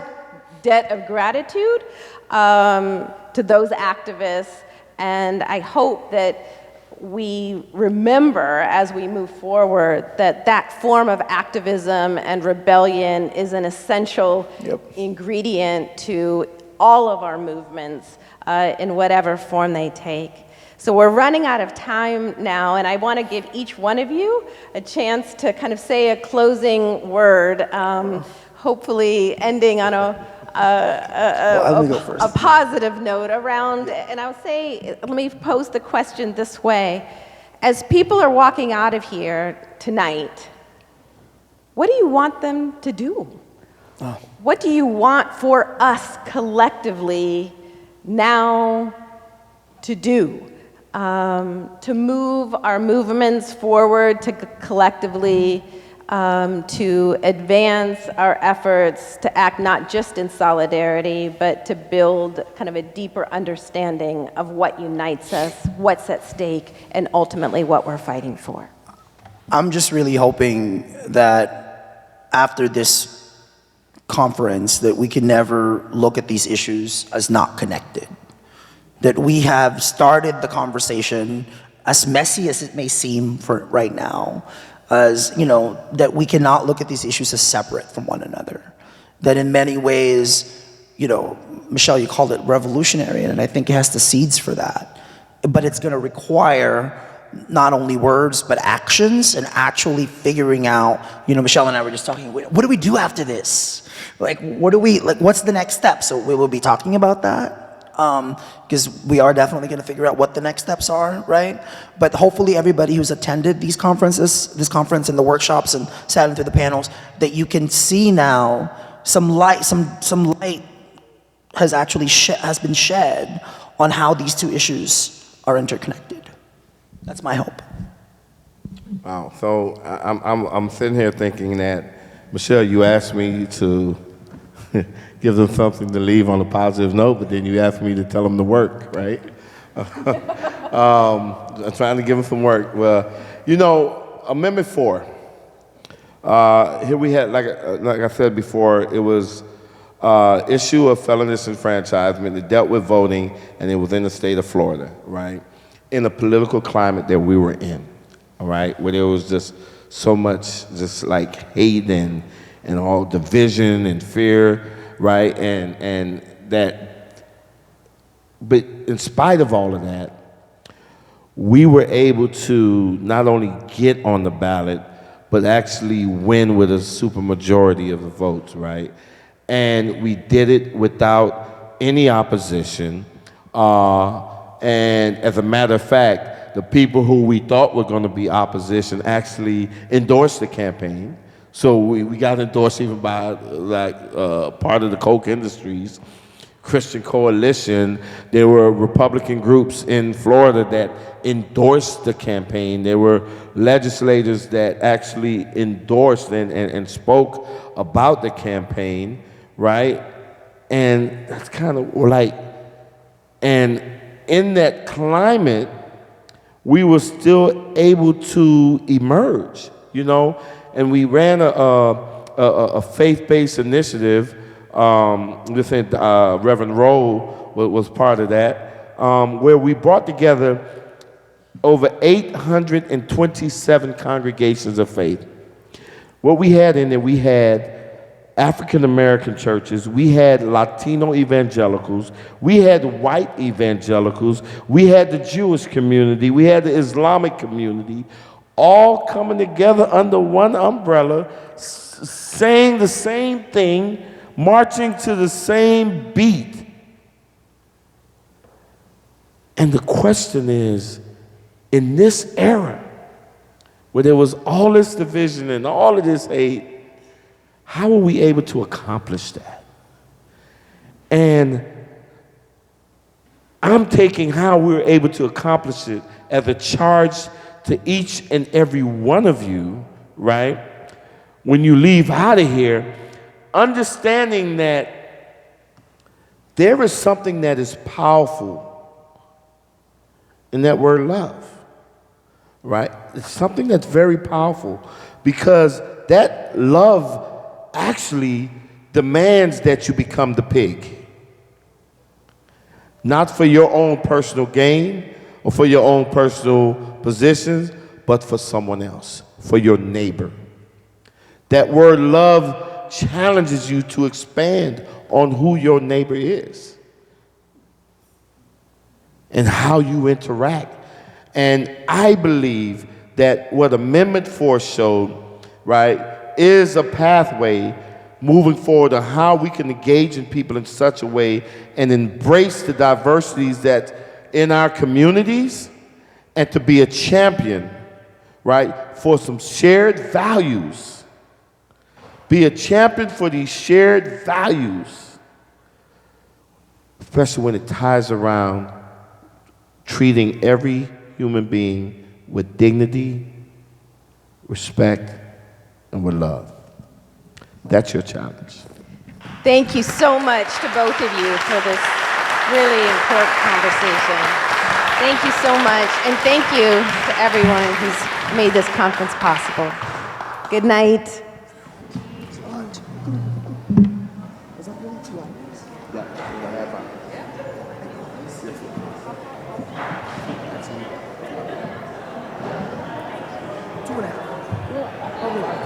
She started at 3.